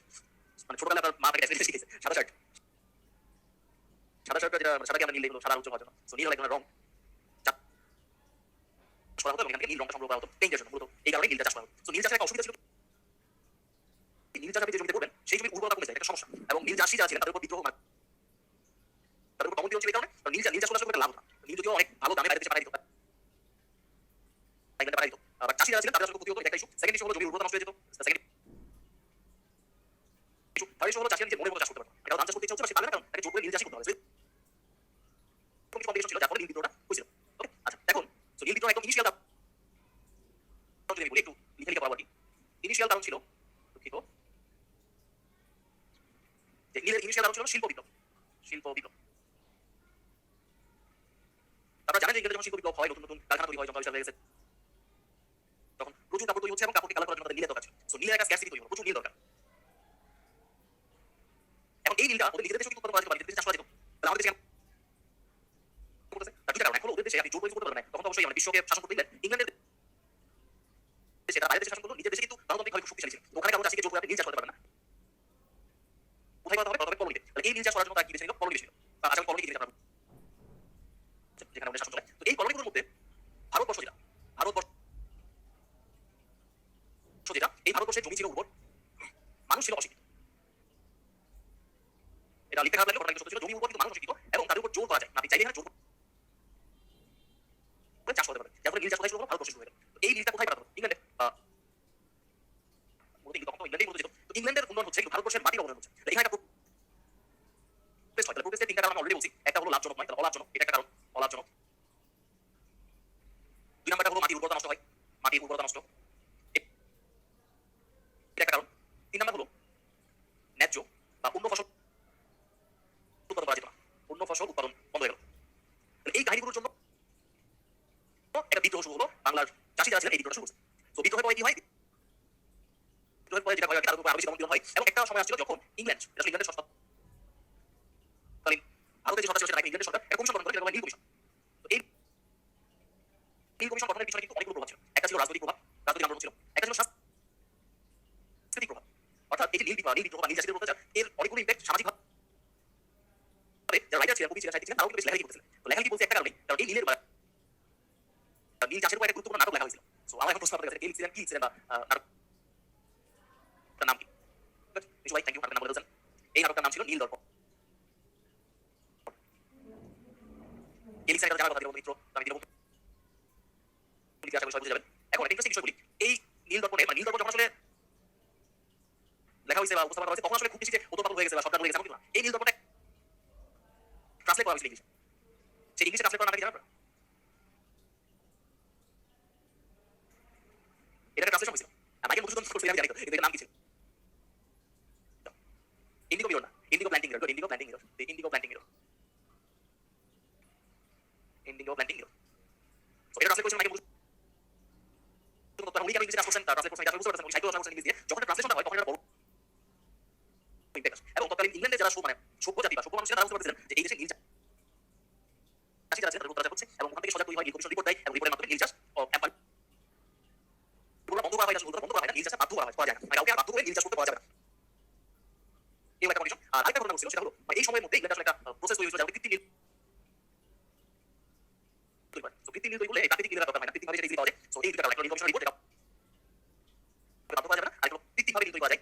এই দুটো কারণে আসলে কি হয়, নীল চাষ বা নীল বিদ্রোহটা শেষ হয়, পজিটিভ শেষ হয়, এটা পজিটিভ শেষ বলা যায়। আচ্ছা, এখন এই সালটা মনে রাখতে হবে, অবসান সালটা খুবই গুরুত্বপূর্ণ। নীল বিদ্রোহের অবসান সেটা হলো 1862 সাল। এখানে মোটামুটি সাল বলতে গেলে এটা জানলেই হয়। আর কেন হয়, নীল কমিশন সম্পর্কে জানতে হবে, ইন্ডিগো প্ল্যান্টিং মিরর সম্পর্কে জানতে হবে, নীল দর্পণ সম্পর্কে জানতে হবে, নীল কি জিনিস, এগুলো একটু ছোট করে জানতে হবে। ওকে, সো একটা ছোট প্রশ্ন আপনাদের জন্য আমি তুলে পাচ্ছি, আমি প্রায় এই প্রশ্নটা দিয়ে দিই, আনসার করেন। প্রশ্ন প্রতি বছর কোন তারিখে সাঁওতাল বিদ্রোহ দিবস পালন করা হয়? সাঁওতাল বিদ্রোহ দিবস কত তারিখে পালন করা হয়? এটা হলো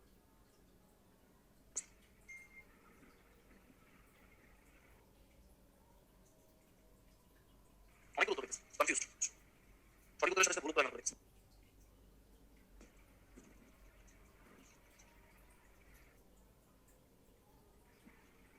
ওকে, শেষ করে দিই, অনেক উত্তর দিয়েছেন।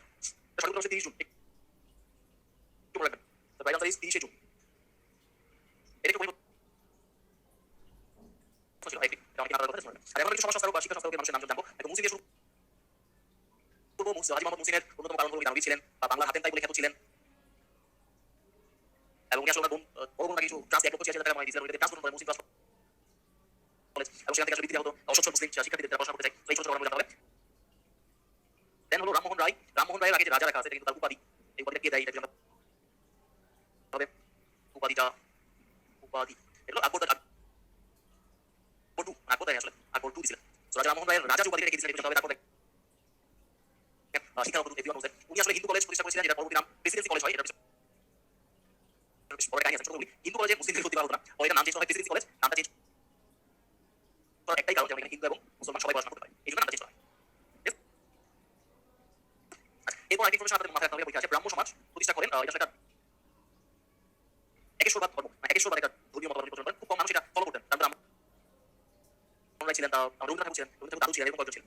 এরকম ছোট ছোট জিনিস আছে। সবচেয়ে গুরুত্বপূর্ণ ইম্পর্টেন্ট এখানে লেখা নাই, ইম্পর্টেন্ট বলে দিই। সবচেয়ে গুরুত্বপূর্ণ যেটা সেটা হলো সতীদাহ প্রথা উচ্ছেদ করেন বা রদ করেন। সতীদাহ প্রথা রদ করেন, রদ করেন বা রদ করতে উনি আন্দোলন করেন। সালটা মাথায় রাখতে হবে 1829। সাথে এক্সট্রা ইনফরমেশন শিখতে হবে। সো এই যে রদ করেন, এটা রুলস বা ল করা হয়, রুলস বা ল বলি, যেটা ল করে দেওয়া হয়, আইন করে দিয়ে, আইন করে বলা হয়েছে যে আর সতীদাহ করা যাবে। এই আইনটা করছে নাকি ইংরেজ। আপনাদের কি নামটা মনে আছে? কোন ইংরেজ সতীদাহ প্রথা রদ আইন করেছিলেন? দুইটা উত্তর আমাদের কনফিউজ হচ্ছে। একটা লর্ড বেন্টিং, একটা হেস্টিং। দেখি মনে আছে নাকি? কর্নওয়ালিস, হেস্টিং, মনে আছে? হ্যাঁ, যে বাচ্চাদেরকে ম্যাক্সিমাম শুরু করেছে সেটা বেন্টিং, লর্ড বেন্টিং।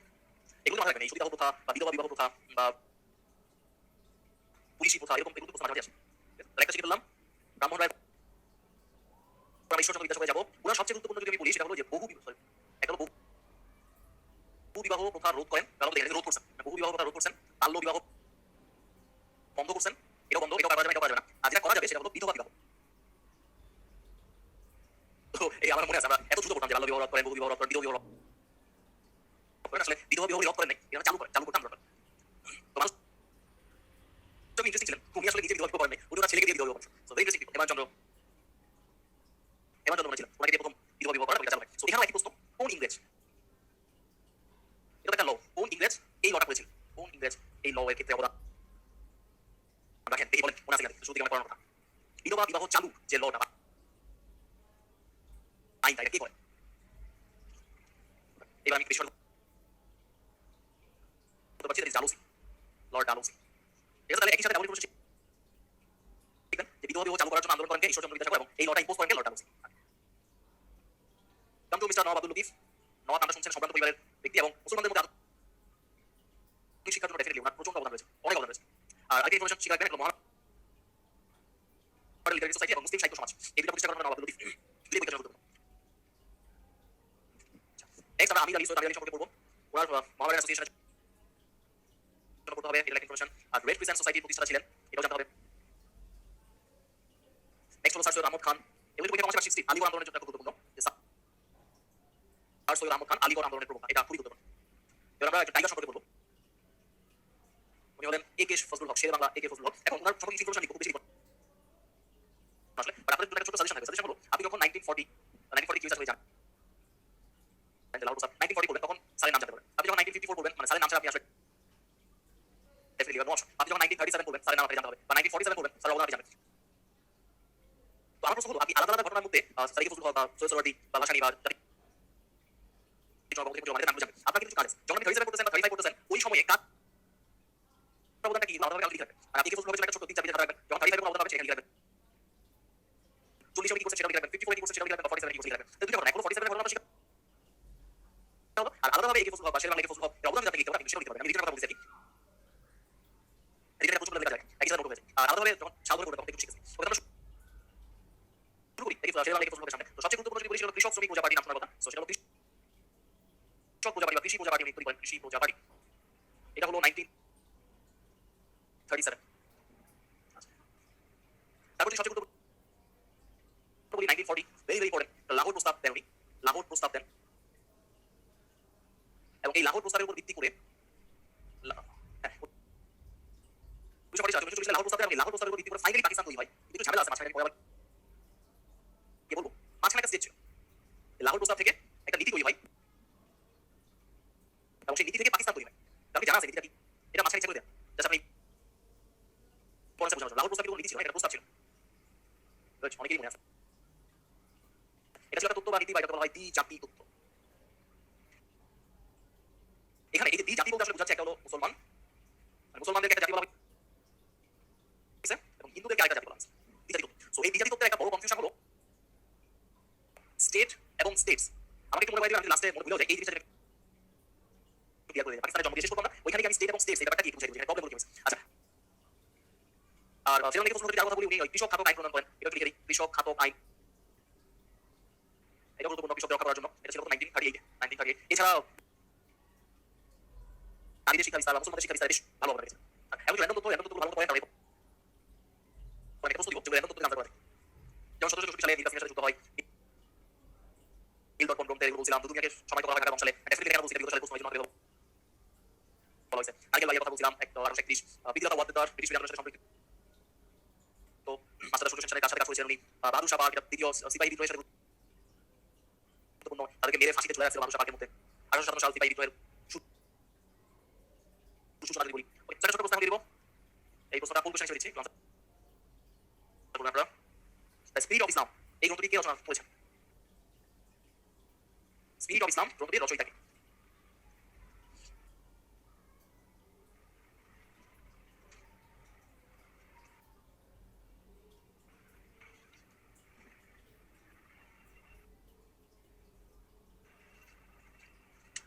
ওকে, আমি তো সময় দিচ্ছি। সঠিক উত্তর হবে আসলে সৈয়দ আলী। 61% সঠিক উত্তর দিয়েছেন। আমি দেখাই দিই, দ্য স্পিরিট অফ ইসলাম হলো সৈয়দ আমির আলী লিখেছিলেন। আচ্ছা, বিগত বছর কিছু প্রশ্ন আছে, আমরা সলভ করি। প্রথম প্রশ্ন হলো বাংলা ইউরোপীয় গণিতের মধ্যে এসেছিলেন সবাই জানার কথা, পর্তুগিজ সবার আগে এসেছিলেন। দেন হলো বাংলায় ফরাজি আন্দোলনের উদ্যোক্তা ছিলেন আসলে হাজী শরীয়তুল্লাহ। দেন হলো কোন নেতা ফরাজি আন্দোলনের সেম প্রশ্ন আসলে হাজী শরীয়তুল্লাহ। আচ্ছা, এই প্রশ্নটা যদি এভাবে বলা হতো যে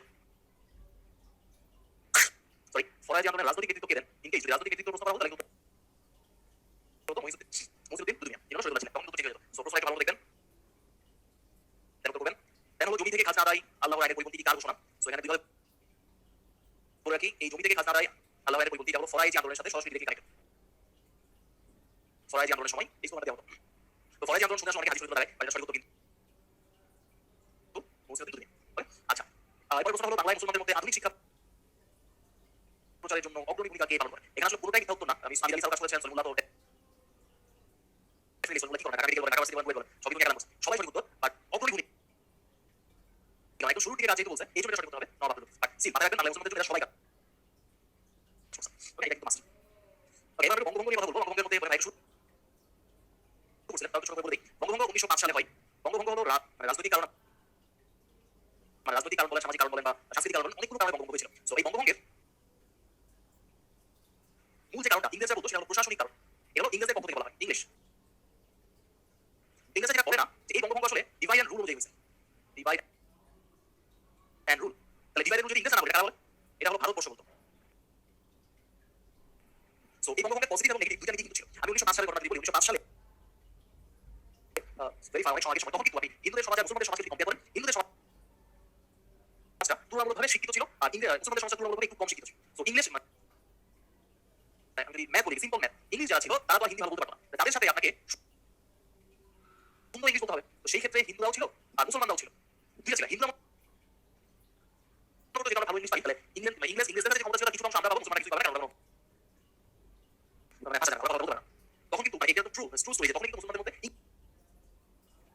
ইংরেজি শিক্ষা, আধুনিক শিক্ষা এটা গ্রহণ করার আগ্রহ আছে। আমরা ভাষা জানি না বলে আমাদের কাছে কথা হচ্ছে আমরা ক্ষমতা থেকে দূরে আছি, আমাদের মুখে দিতে পারছে। তখন তারা উচ্চ শিক্ষিত থাকে, তো একটা অংশ অলরেডি কিছু সুবিধা পাচ্ছে, আরেকটা অংশ নিগৃহীত হচ্ছে, এবং তারা পরস্পরকে পছন্দ করে না। দেখেন মূল শত্রু কিন্তু ইংরেজরা, ইংল্যান্ডবাসীরা যাদের শোষণ করতেছে তারা হলো হিন্দু কিংবা মুসলমান, এই দুটোকে শোষণ করতেছে। তাদের মধ্যে একদল একটু সুবিধা দিয়ে রাখছে, একদল একটু কম সুবিধা দিয়ে রাখছে, এবং লোক দেখা যাচ্ছে তুমি শিক্ষা যদি গ্রহণ করো তুমি আরেকটু সুবিধা পাবা। তাহলে এদের মাঝে রিয়াল তৈরি করেছে, that is divide and rule. অর্থাৎ আমি 10 জনের উপর ক্ষমতা, আমি 10 জনের রাজা হয়ে থাকবো, ওই 10 জনের মধ্যে 5 জন ভাগ করে বলতে আপনারা আমাকে করেন, আপনাদের মধ্যে কেউ সুযোগ বেশি পাচ্ছেন, কেউ সুযোগ কম পাচ্ছেন, that is divide and rule. এটা ইংরেজরা শুধু ভালো করছে না, অনেক জায়গায় করেছে। সো এই বঙ্গভঙ্গের একটা কারণ কিন্তু ডিভাইড এন্ড রুল পলিসি, আমাদের মানুষদের মধ্যে ডিভাইড এন্ড রুল করে ক্ষমতা নিজেদের মধ্যে রাখার চেষ্টা করছিল। আচ্ছা, এখন এই বঙ্গভঙ্গ যিনি করেছিলেন তার নাম তো জানেন, দ্যাট ইজ লর্ড কার্জন। আমি জিনিসটা বলতাম কি হবে, ঢাকায় কিন্তু তখন কার্জন হল প্রতিষ্ঠা হয়, ঢাকায় কার্জন হল। এই কার্জন হলটা কিন্তু বঙ্গভঙ্গের সুফল হতে পারে, যে বঙ্গভঙ্গ হয়েছে দেন ঢাকাকে রাজধানী করা হয়েছে, ঢাকা বিশ্ববিদ্যালয় বানানো হয়েছিল, কার্জন হল তৈরি করা হয়েছিল, এটা পজিটিভ একটা নিউজ। আর ভাঙার পরে যাকে শাসন ব্যবস্থা দেওয়া হয় তিনি ছিলেন লেফটেন্যান্ট গভর্নর বা ছোটলাট। ওনার নামটা কি কেউ জানেন? কে ছিলেন বাংলার শাসন ব্যবস্থা কার উপর দেওয়া হয়েছিল? ওর মাথায় নাম বলতে পারেন, পামফিল্ড ফুলার, রাইট? বেলফোর্ড ফুলার, পামফিল্ড, একদম বেলফোর্ড পামফিল্ড ফুলার। এবং ঢাকা ইউনিভার্সিটির রাস্তা আছে ফুলার রোড, জানার কথা অনেক দূরে আছে। এই ফুলার রোড কিন্তু পামফিল্ড ফুলারের নাম থেকে আসে। ওকে, আচ্ছা, তো বঙ্গভঙ্গ হওয়ার পর দুইটা অঞ্চল ভাগ করা হয়, এক এবং দুই যদি দিয়ে বলি, এক হলো পশ্চিম বাংলা, পশ্চিম বাংলা ডেফিনেটলি কলকাতা রাজধানী ছিল, আরেকটা ছিল পূর্ববঙ্গ, পূর্ববঙ্গ ও আসাম। আপনাদের গুরুত্ব রাখা হলো কোন অংশটা কোথায় ছিল একটু জানা রাখা। যদি পশ্চিমবঙ্গ কিছু পশ্চিমবাংলা ছিল, তার বাইরে বিহার ছিল, উড়িষ্যা ছিল, এগুলো মাথায় রাখতে হবে। আর পূর্ববঙ্গের মধ্যে পূর্ববঙ্গ তো ছিলই, আসামও ছিল সাথে, রাজধানী ছিল ঢাকা, ঢাকা, চট্টগ্রাম, রাজশাহী বলেন, চট্টগ্রাম বলেন, সবগুলো ছিল এখানে। আর পূর্ববঙ্গ আসামের যে গভর্নর ছিলেন তিনি হলেন বামফিল্ড ফুলার, এই নামটা মনে রাখবেন, বামফিল্ড ফুলার। বাংলা কি বলতো পশ্চিমবাংলার গভর্নর কে ছিলেন, লর্ড কে ছিলেন? অ্যান্ড্রু ফ্রেজার, এটা তোমাকে জানা দেখি। আচ্ছা, এখন এই বঙ্গভঙ্গ আমরা পড়ে ফেলতে তখন 1905 সালে তার প্রতিক্রিয়া নিয়ে একটু চিন্তা করি। তার প্রতিক্রিয়া কিরকম কিরকম হতে পারে? রাজনৈতিক প্রতিক্রিয়া হতে পারে, রাজনৈতিক হতে পারে, সামাজিক হতে পারে, আর অর্থনৈতিক হতে পারে।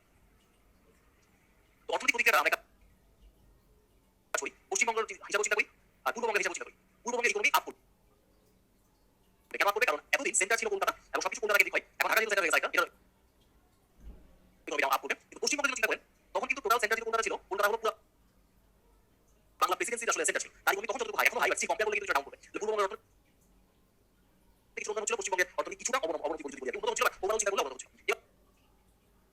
রাজনৈতিক রাজনৈতিকের মধ্যে কি এখানে হিন্দু এবং মুসলমানদের কথা বলতে হবে আসলে। সো যারা পশ্চিমবঙ্গ ছিল কলকাতা কেন্দ্রিক, এখানে মুসলমান ছিল এখন না, বাট এখানে কংগ্রেসের আধিপত্য ছিল বেশি।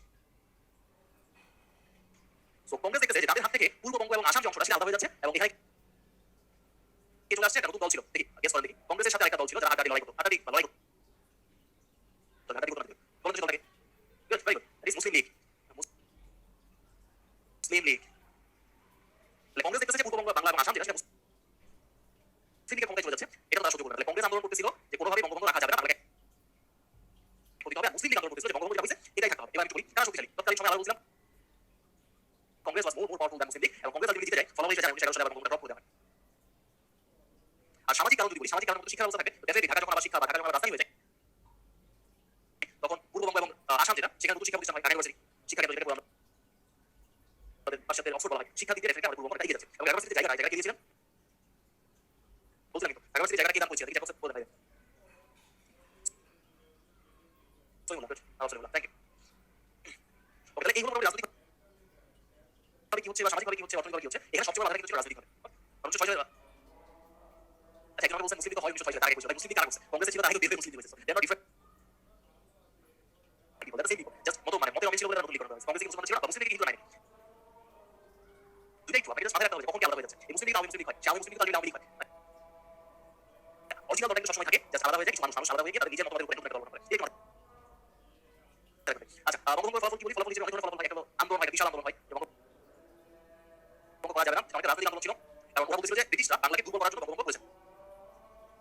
এবং ইটস অ্যাকচুয়ালি ট্রু ছিল। আর বাংলা ভারতবর্ষে কিন্তু স্থিতিশীল ছিল না, সব জায়গায় আন্দোলন ছিল, অনেক আন্দোলন না বলছি, ওরা বলছিল স্বদেশী আন্দোলন ছিল। এই আন্দোলনগুলো দমন করতে চায়, আপনার সেন্ট্রালাইজ করে দমন করা যায় না। লর্ডটা সিঙ্গেল প্রত্যেকটা প্রদেশে কন্ট্রোল করে দমন করবে, ইট ওয়াজ টাফ। বাট যদি ভাগ করে দিয়ে আলাদা করে দেন তখন দমন করা অনেকটা ইজি। সো এটা ট্রু ছিল যে বঙ্গভঙ্গ রাজনৈতিক কারণে হয়েছে, বাট এর কিছু সুফল ছিল যেগুলো পরবর্তীতে আবার চলে যায়। আর এটা একটা এবার আমি যদি সাংস্কৃতিকভাবে চিন্তা করি, সাংস্কৃতিকভাবে এটা একটা বড় প্রভাব ছিল। কারণ বাংলাকে ভাগ করে ফেলে আসলে বাংলার মধ্যে দেওয়া তোলার চেষ্টা করা হচ্ছিল, এটাকে তৎকালীন সময় যারা সাংস্কৃতিক ব্যক্তিত্ব তারা পজিটিভ দেখেন নাই। সো আমাদের বর্তমান বিখ্যাত বিখ্যাত কিছু গান গায়, যেমন ও আমার দেশের মাটি, ও আমার দেশের মাটি, তারপর যদি বলি বাংলার জল, বাংলার ফল, বাংলার জল, ধনধান্যে পুষ্প ভরা, ধনধান্যে পুষ্পে ভরা, এই গানগুলো কিন্তু বাংলাকে ভালোবেসে করা হয়েছে। এগুলো নেগেটিভ কখনো নেবেন না, যে বাংলা একত্রিত থাকে যতটুকু শক্তিশালী থাকতো, বিভক্ত হয়ে গিয়ে কিন্তু ততটুকু শক্তিশালী আসলে ছিল না। কিন্তু বিভক্ত হওয়ার পর দুই দেশের মানুষ, দুই অঞ্চল একজন আসবে, একজন ভাবতো আমাদের থেকে চলে গিয়ে সুখে থাকার চেষ্টা করতে, আরেকজন বলতে থাকলে আমরা বঞ্চিত হতাম। বা একটু বঞ্চিত কিন্তু কলকাতাও ঢাকাকে করতেছিল না, ঢাকা কলকাতাকে করতেছিল, বঞ্চিত করতেছিল ইংরেজরা। ইংরেজরা সবাই বলে কি নিজেরা নিজেরা আসলে পড়াশোনা করছে, ফলো করা শুরু করছে। সো এটা একটা বড় সাংস্কৃতিক কারণ যে বাংলার মানুষদেরকে বাংলাকে যে একসাথে রাখার চেষ্টা করা হচ্ছে, তাকে বাংলার মানুষের সাথে একসাথে থাকে, সাংস্কৃতিক উদ্দেশ্যে কালচারাল মানুষ নিয়ে, মাটি নিয়ে কোনো সংস্কৃতি নেই, সংস্কৃতি সবসময় মানুষ নিয়ে হয়। তো বাংলার মানুষের সাথে একজন ভালোবাসে, ভুলে না যায়, পরস্পরের যে ভাতৃত্ব বন্ধনটা বজায় রাখে। এই জন্য কিন্তু এই ছোট ছোট গানগুলো রচনা করা হয়েছিল, যে একজনকে ভাইয়ের মতো চিন্তা করে। ওকে, আর ফাইনালি যদি আমি বলি 11 সালে বঙ্গভঙ্গ রদ করে দেওয়া হয়, বাংলা প্রেসিডেন্সি ফিরে আসে। তো এখানে যার নামটা মাথায় রাখবেন অবশ্যই লর্ড হার্ডিঞ্জ, এই নামটা অবশ্যই মাথায় রাখতে হবে। বঙ্গভঙ্গ করেছিলেন কে? লর্ড কার্জন, আর রদ করলেন কে? Lord Hardinge. সো আমি কিভাবে মাথায় রাখি? আমি বলছিলাম যে কার্জন মনে রাখতাম কিরকম ভাবে, ওই যে কার্জন হল, যে কার্জন ভাগ করে একটা হল বানিয়েছে, আর হার্ডিঞ্জ একটা ব্রিজ আছে, আমরা জানি। তাহলে ব্রিজ বাইরে আমি কিছু যোগ করে দিয়েছি, সো এটা বঙ্গভঙ্গ লিখে লেগেছে, এই দেখুন আমি চিন্তা করতে পারি। সো কার্জন এবং হার্ডিঞ্জ দুইটা নামই ভালো মনে রাখতে হবে। আচ্ছা, এবার আমরা কিছু বিক্ষিপ্ত ইনফরমেশন দিয়ে দিব, জাস্ট মনে করে দিব, কারণ আমি একটা প্রশ্ন করব। এই প্রশ্নের জন্য ইনফরমেশন যে ইস্ট ইন্ডিয়া কোম্পানির বঙ্গভঙ্গ কার্যকর করেন কার্জন, পূর্ববঙ্গ এবং আসামের গভর্নর বামফিল্ড ফুলার, রদ করেন হলো হার্ডিঞ্জ, দেন হলো অবিভক্ত বাংলায় ফ্রেডরিক গালেস ছিলেন, ভারত ছিলেন, স্বাধীন ভারতের গভর্নর ছিলেন না মাউন্টব্যাটেন, লাস্ট নেপাল ছিলেন না, আর স্বাধীন ভারতের সর্বশেষ জেনারেল ছিলেন চক্রবর্তী রাজগোপাল। এই ছোট ছোট ইনফরমেশন গুলো দিয়ে একটা প্রশ্ন আপনাদের জন্য ছেড়ে দিলাম। তো কোন কোশ্চেন সেকেন্ড সময় দিব, 30 সেকেন্ড উত্তর দিবেন। ব্রিটিশ বাংলায় অবিভক্ত বাংলার শেষ গভর্নর কে ছিলেন?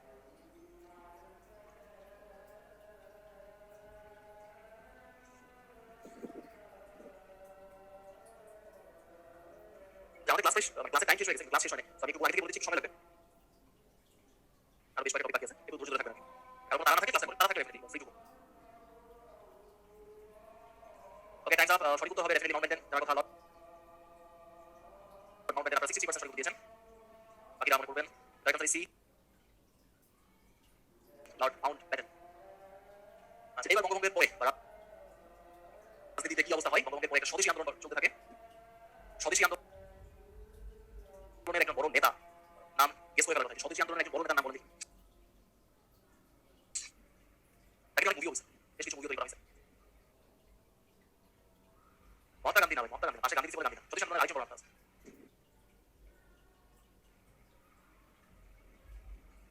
নেতাজি। অবশ্যই আমি পাইছি নেতাজি। স্বদেশী আন্দোলনকে আলটিমেটলি অগ্রগামী যিনি করেছিলেন তিনি আসলে নেতাজি। সো নেতাজির একটা মুভি আছে, বা নেতাজির কাহিনীগুলো আপনি গুগলে ডকুমেন্টারি দেখতে পাবেন। আমি খুব বেশি বলবো না, ভেরি ইন্টারেস্টিং। পরীক্ষা গুরুত্বপূর্ণ বই আছে, আমি খুব বেশি বলবো না, আপনি ডকুমেন্টারি দেখতে পাবেন। হি ওয়াজ আ মাস্টারমাইন্ড। আমরা এখন বিসিএস পরীক্ষা দিই, তখন কিন্তু ইন্ডিয়ান পুলিশ সার্ভিস বা আইপিএস আইএএস এর পরীক্ষা হতো, ইন্ডিয়ান অ্যাডমিনিস্ট্রেশন সার্ভিস। তো ওই সময় ওই পরীক্ষা সার্ভিস পরীক্ষায় ফার্স্ট হয়েছিলেন, অ্যাডমিনিস্ট্রেশন পরীক্ষায় পুরো ভারতবর্ষে ফার্স্ট হয়েছিলেন। তো you can imagine his marriage extreme talented, extremely talented ছিলেন এবং খুব সুন্দর ফিলোসফি ছিলেন। আমার বই সময় নাই খুব বেশি। সো ওনার সম্পর্কে ডকুমেন্টারি দেখতে পাবেন। আর স্বদেশী আন্দোলনের আরো বেশ কিছু নেতা ছিলেন, মাস্টার ছিলেন বা গান্ধী পরবর্তীদের সাথে যুক্ত হয়েছিলেন এই কন্ডিশনে যে এটা অসহযোগ করতে হবে এবং সত্য কন্ডিশনে হয়েছিলেন, এগুলো ছোট ছোট জায়গা। আচ্ছা, এবার সশস্ত্র আন্দোলন যখন বিদ্রোহী আন্দোলন হয়ে যায়, তখন আপনাদের কয়েকজন বড় বড় নেতার নাম মাথায় রাখতে হবে। ক্ষুদিরাম, প্রফুল্ল, মাস্টারদা সূর্য সেন, প্রীতিলতা ওয়ালদার। এই নামগুলো কেমন এগুলি সবচেয়ে বেশি আলোচিত হয়। তো ক্ষুদিরাম বসু পুলিশ ফাঁড়িতে বোমা হামলা করেছিলেন, ফাঁসি দেওয়া হয়। মাস্টারদা সূর্য সেন চট্টগ্রামে যে অস্ত্র কারখানা থেকে অস্ত্র দিয়ে বললাম বা সোনাম জাবুত পরে অস্ত্র নিয়ে পালিয়ে যান। উনি টিচার ছিলেন, ওনার সাথে হেল্প করেছিলেন প্রীতিলতা ওয়ালদার। উনি আলটিমেটলি সুইসাইড করে মারা যান যেন ব্রিটিশ হার বন্দী হতে না হয়। এই নামগুলো মাথায় রাখতে হবে, ঠিক আছে? আর মাস্টারদা সূর্য সেনটা বেশি গুরুত্বপূর্ণ, কারণ আমাদের বাংলা এরিয়াতে চট্টগ্রাম যেহেতু এটাকে পরীক্ষার জন্য বেশি গুরুত্বপূর্ণ।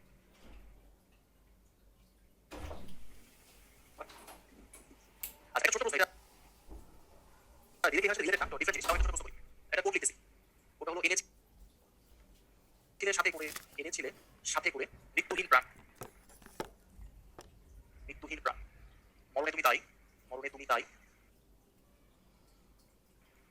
হয়ে গেলে না। কি হবে? এটা কার লেখা?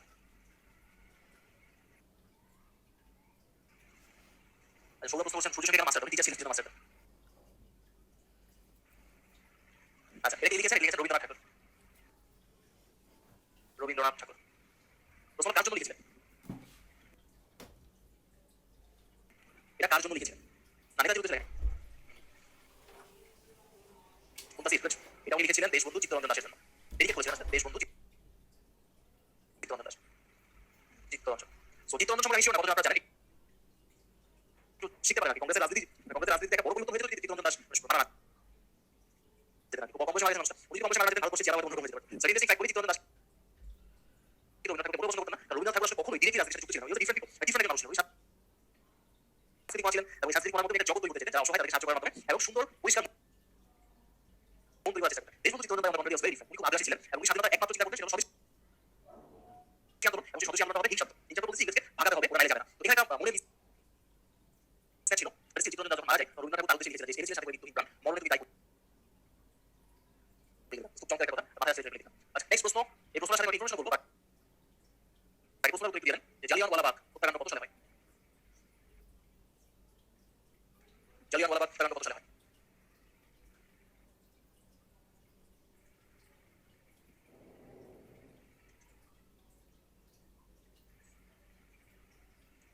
ছিল 5 সেকেন্ড আছে।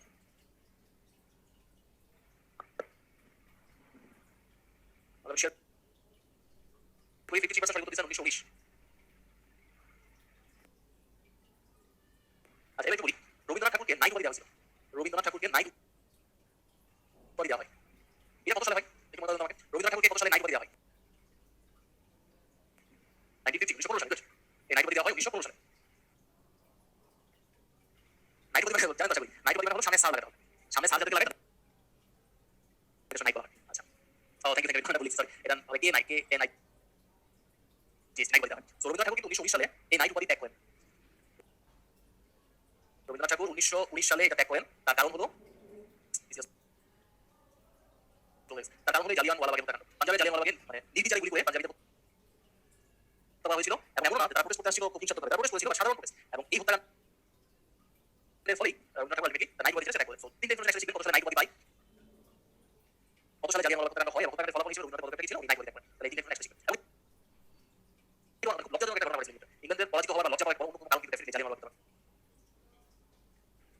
আচ্ছা ভারতবর্ষের একটু রাজনীতির কথা বলি। প্রাদেশিক নির্বাচন হক মন্ত্রিসভা বা ফজলুল হক মন্ত্রিসভা 1937 সালে নির্বাচন হয়। 1937 একটা নির্বাচন হয়। এই নির্বাচন আসলে হক মন্ত্রিসভা বা ফজলুল হক মন্ত্রিসভা যেখানে মুসলিম লীগ এই নির্বাচনে মুসলিম লীগ অর্জন করে। মুসলিম লীগ পায় 40টি আসন। কৃষক প্রজা পার্টি পায় 35টি আসন। স্বতন্ত্র মুসলিম লীগ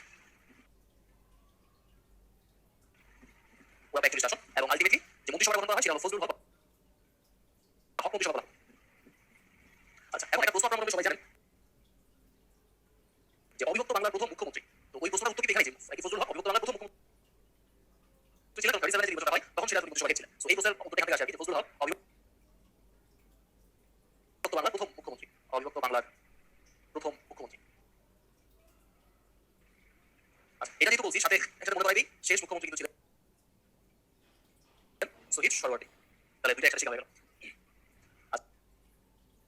নেক্সট হলো রাজীব মন্ত্রিসভা ছিল 43 থেকে পাওয়ার কারণ হলো এই হক মন্ত্রিসভা যেটা ছিল হক মন্ত্রিসভা কিন্তু 1943 বাতিল করে দেওয়া হয়। মন্ত্রিসভা গঠন হয় এবং 1943 সালে খাজা নাজিমুদ্দিনের মন্ত্রিসভা গঠন করা হয়। ঠিক আছে? সো এই ইনফরমেশন একসাথে ঠিক আছে। 43 সালে ফজলুল হকের যে মন্ত্রিসভা ছিল সেটা গঠন হয় এবং গঠন হওয়ার মাধ্যমে নাজিমুদ্দিনের মন্ত্রিসভা গঠন করা হয়। এবার আমরা শুরুতে বলেছিলাম যে দ্বিজাতি তত্ত্ব এবং লাহোর প্রস্তাব নিয়ে কথা বলবো। সো প্রথমে লাহোর প্রস্তাব নিয়ে কথা বলি, তারপর আমি দ্বিজাতি তত্ত্বে আসবো। লাহোর প্রস্তাব। সো লাহোর প্রস্তাবের প্রথম যে পয়েন্টটা ছিল বা প্রথম যে প্রস্তাবটা ছিল সেটা হলো স্বাধীন রাষ্ট্রসমূহ। এটা প্রথম পয়েন্ট। এগুলো পরে দেখা করবো। লাহোর প্রস্তাব একটু বলি। এগুলো স্বাধীন রাষ্ট্রসমূহ, এগুলো আমাদের প্রথম পয়েন্ট। লাহোর প্রস্তাবের প্রথম পয়েন্ট ছিল এটা। দেন ছিল স্বায়ত্ত শাসন প্লাস সার্বভৌম। এই কথাটা খুবই গুরুত্বপূর্ণ, স্পেশালি সার্বভৌম কথাটা। সংবিধানের প্রাধান্য। 4 নম্বরটা যদি বলি রাজ্য সরকার। এগুলো হবে লাহোর প্রস্তাব। এবার দ্বিজাতি তত্ত্ব যেটা আসলে নেহরু দিয়েছে, সরি নেহরু না জিন্নাহ নাম বলেছিলাম সরি কাজী আজম জিন্নাহ দ্বিজাতি তত্ত্ব। এই দ্বিজাতি তত্ত্বের অংশ কি ছিল? এই দ্বিজাতি তত্ত্বের মধ্যে ছিল মুসলমানদের জন্য একদম আমি জিসে লিখেছি আর কি, স্বাতন্ত্রিক ও আত্মনিয়ন্ত্রণের অধিকার।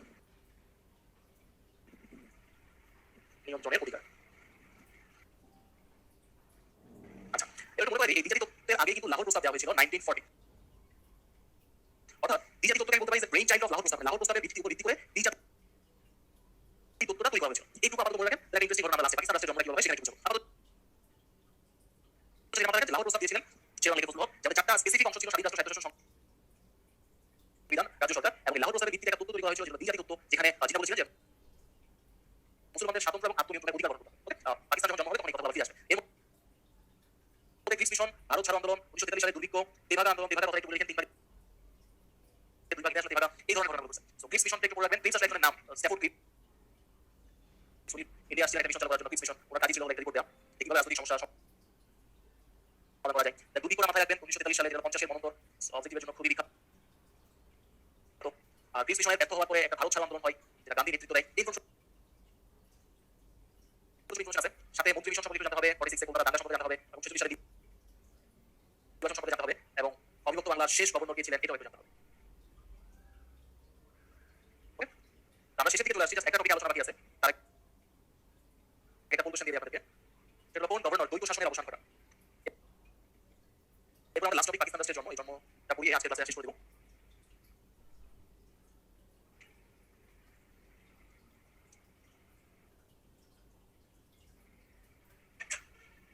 টাইমস আমি শেয়ার করি। আপনাদের 40% বলতেছে লর্ড কর্নওয়ালিস।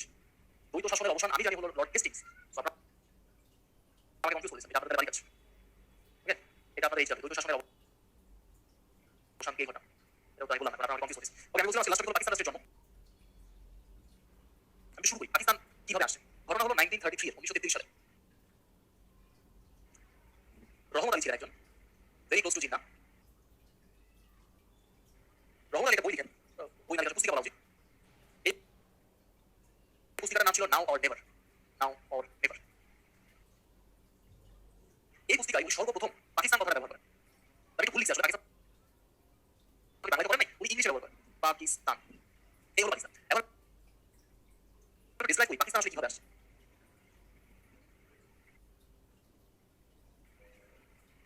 আমি ওয়ার্ডগুলো আলাদা করে ফেলছি, একটু বুঝাই। কি এই কথাটা আসছে পাঞ্জাব থেকে, অর্থাৎ পাকিস্তানের মধ্যে পাঞ্জাব থাকে। এ আসছে আফগানিস্তান থেকে, আফগানিস্তান। এ আসছে কাশ্মীর থেকে, আই আসছে ইন্দু থেকে, ইন্দু বা ইন্দুস। এস আসছে সিন্ধু থেকে, এবং এই যে টান এটা আসছে বেলুচিস্তান থেকে, বেলুচিস্তান। তো আইডিয়াটা কি ছিল যে পাকিস্তান গঠন করা হবে পাঞ্জাব, আফগানিস্তান, কাশ্মীর, ইন্দু, সিন্ধু এবং বেলুচিস্তান নিয়ে। এই রাজ্যগুলো নিয়ে বা এই প্রদেশগুলো নিয়ে পাকিস্তান রাষ্ট্র গঠন করা হবে। নাম কিন্তু পাকিস্তান আছে। এবার মূল কাহিনী আসে, সরি, মূল ঘটনা হলো 1947 1947 যখন পাকিস্তান রাষ্ট্রটা জন্ম নেয়, তখন কি হয়েছে নাকি হয় না আমরা চেক। সো পাকিস্তান একদম জানি ভিত্তি ছিল করি লাহোর প্রস্তাবের ভিত্তিতে কি হয়েছিল। লাহোর প্রস্তাবের ভিত্তিতে দ্বি-জাতি তত্ত্ব তৈরি করা হয়েছিল, দ্বি-জাতি তত্ত্ব। এবং লাহোর প্রস্তাবের অন্যতম ঘটনা কি বলতে শুরুটা স্টেটস বা স্বাধীন রাষ্ট্রগুলো, স্বাধীন রাষ্ট্রগুলো, রাজ্যগুলো definitely that is a plural number. দ্বি-জাতি তত্ত্বে তার একটা সূত্র দেয় যে স্টেটস হবে না, এটা হবে স্টেট। তাহলে এখানে কনফিউশনটা কি হয়েছে একটু বলি। লাহোর প্রস্তাব বলছিল যে পাকিস্তান হবে একটা ফেডারেল স্টেট। ফেডারেল স্টেট বলতে হয় না, ফেডারেল হবে স্টেটস হয়। আর দ্বি-জাতি তত্ত্ব অনুযায়ী যে পাকিস্তান তৈরি হয় সেটা হলো ইউনিটারি স্টেট। ফেডারেল স্টেটের অন্যতম বৈশিষ্ট্য হলো একটা কেন্দ্রীয় সরকার থাকবে, একটা কেন্দ্র সরকার থাকবে, একটা রাজ্য সরকার থাকবে, রাজ্য সরকার। কিন্তু ইউনিটারি স্টেটের গঠন হলো কেন্দ্র এবং কলোনি। তাহলে বলে কেন্দ্র যদি পশ্চিম পাকিস্তান হয়, বাই ডিফল্ট কলোনিটা কি হয়ে গেল? পূর্ববঙ্গ। পাকিস্তানের যে মূল প্রস্তাব, যে দ্বি-জাতি তত্ত্ব বা লাহোর প্রস্তাব, সেই লাহোর প্রস্তাব কিন্তু পাকিস্তান গঠন করার সময় সঠিকভাবে পালন করা হয় না। এবং পাকিস্তানের নামের মধ্যে দেখেন কোথাও কিন্তু পূর্ববঙ্গ বা পূর্ব বাংলা ছিল না। অর্থাৎ পাকিস্তান গঠনের সময় পূর্ব বাংলা যে পাকিস্তানের সাথে এক হয়ে গেছে, এবং তাদের মধ্যে যে প্রায় 1000 মাইলের একটা দূরত্ব ছিল, এই দূরত্ব আর কখনো আসলে বুঝে যায়নি। এবং যারই পরবর্তী ফলাফল হিসেবে বাংলাদেশ স্বাধীন হয়েছে। ঠিক আছে, এটা কিন্তু বড় ট্র্যাজেডি। পাকিস্তান যখন গঠন করা হয়েছে, পূর্ববঙ্গ কিন্তু কোনোভাবেই, আবার বলি, পূর্ববঙ্গ কোনোভাবেই কিন্তু পাকিস্তান ইনক্লুড করা হয়, মানে কোনো লজিক নেই। যে লজিকটা ইনক্লুড করা হয়েছে সেটা হলো ধর্ম।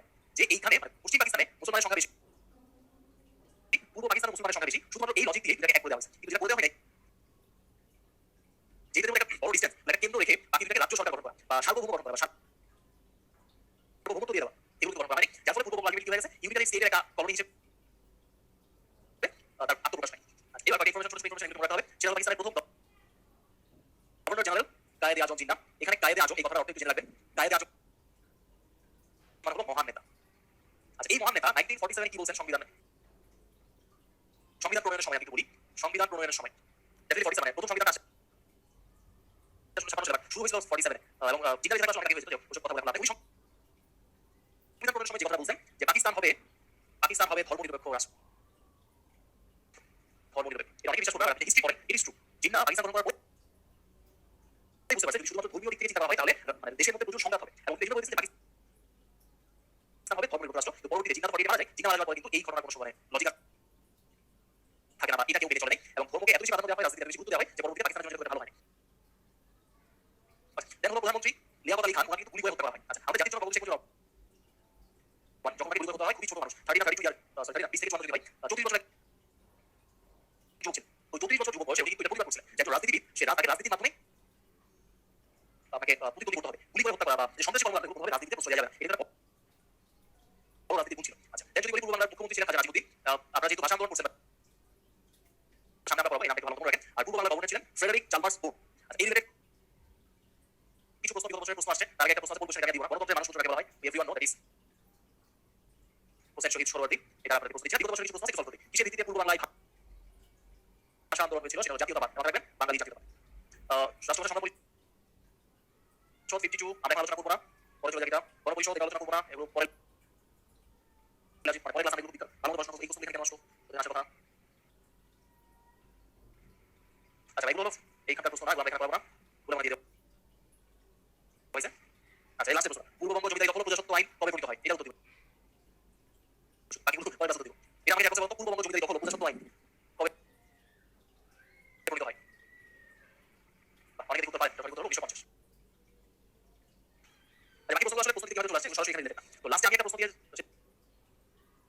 শেষ করে দিব আজকের ক্লাস। প্রশ্নটা হলো ফিরোজ খান নুন, আগে বলি ফিরোজ খান নুন কে ছিলেন আমরা সবাই জানেন।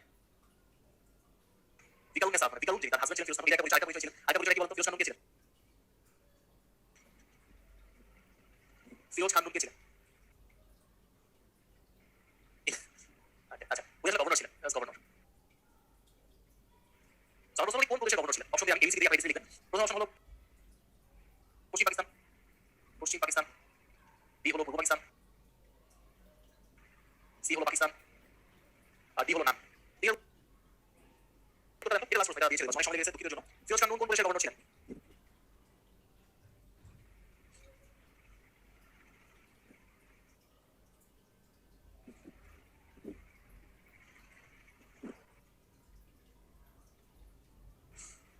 এখন পর্যন্ত অনেক উত্তর দিয়েছেন।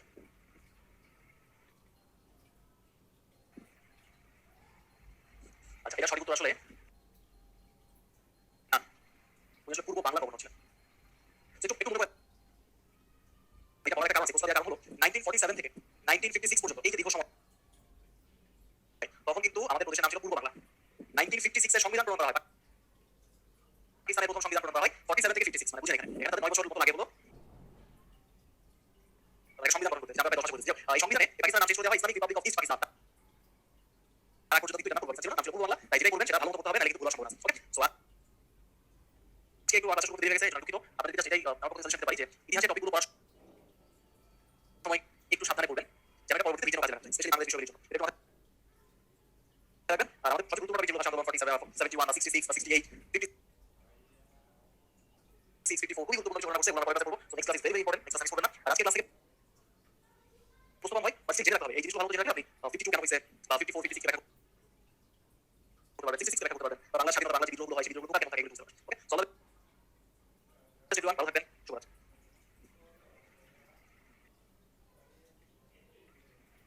ধন্যবাদ ভাইকে, ধন্যবাদ ক্লাসটা শেষ করার জন্য। আজকে আসলে অনেক কাজ থেকে গেছে না, তো সেই জন্য আমরা কোশ্চেন নিচ্ছি না। তো আগামী যারা আপনারা এখানে রিটেনের প্রিপারেশন নিতে চান, আগামী ক্লাস সেমিনার আছে আপনাদের, আপনাদের সাথে টাইম থাকবে। ফ্রি ক্লাসে যারা রেজিস্ট্রেশন করেন, দ্রুত রেজিস্ট্রেশন করে নিন। আমাদের যে 5 দিনের 10 দিনের ফ্রি ক্লাসটা দেওয়া হয়েছে, আমাদের ওয়েবসাইটে ঢুকে ফ্রি ক্লাসে রেজিস্ট্রেশন করে নিন যারা রিটেনের প্রিপারেশন নিতে চান। আগামী সেমিনার আছে, সেমিনার অবশ্যই জয়েন করবেন ইনশাআল্লাহ। তো আজকে এই পর্যন্ত, সবাই ভালো থাকবেন, আল্লাহ হাফেজ।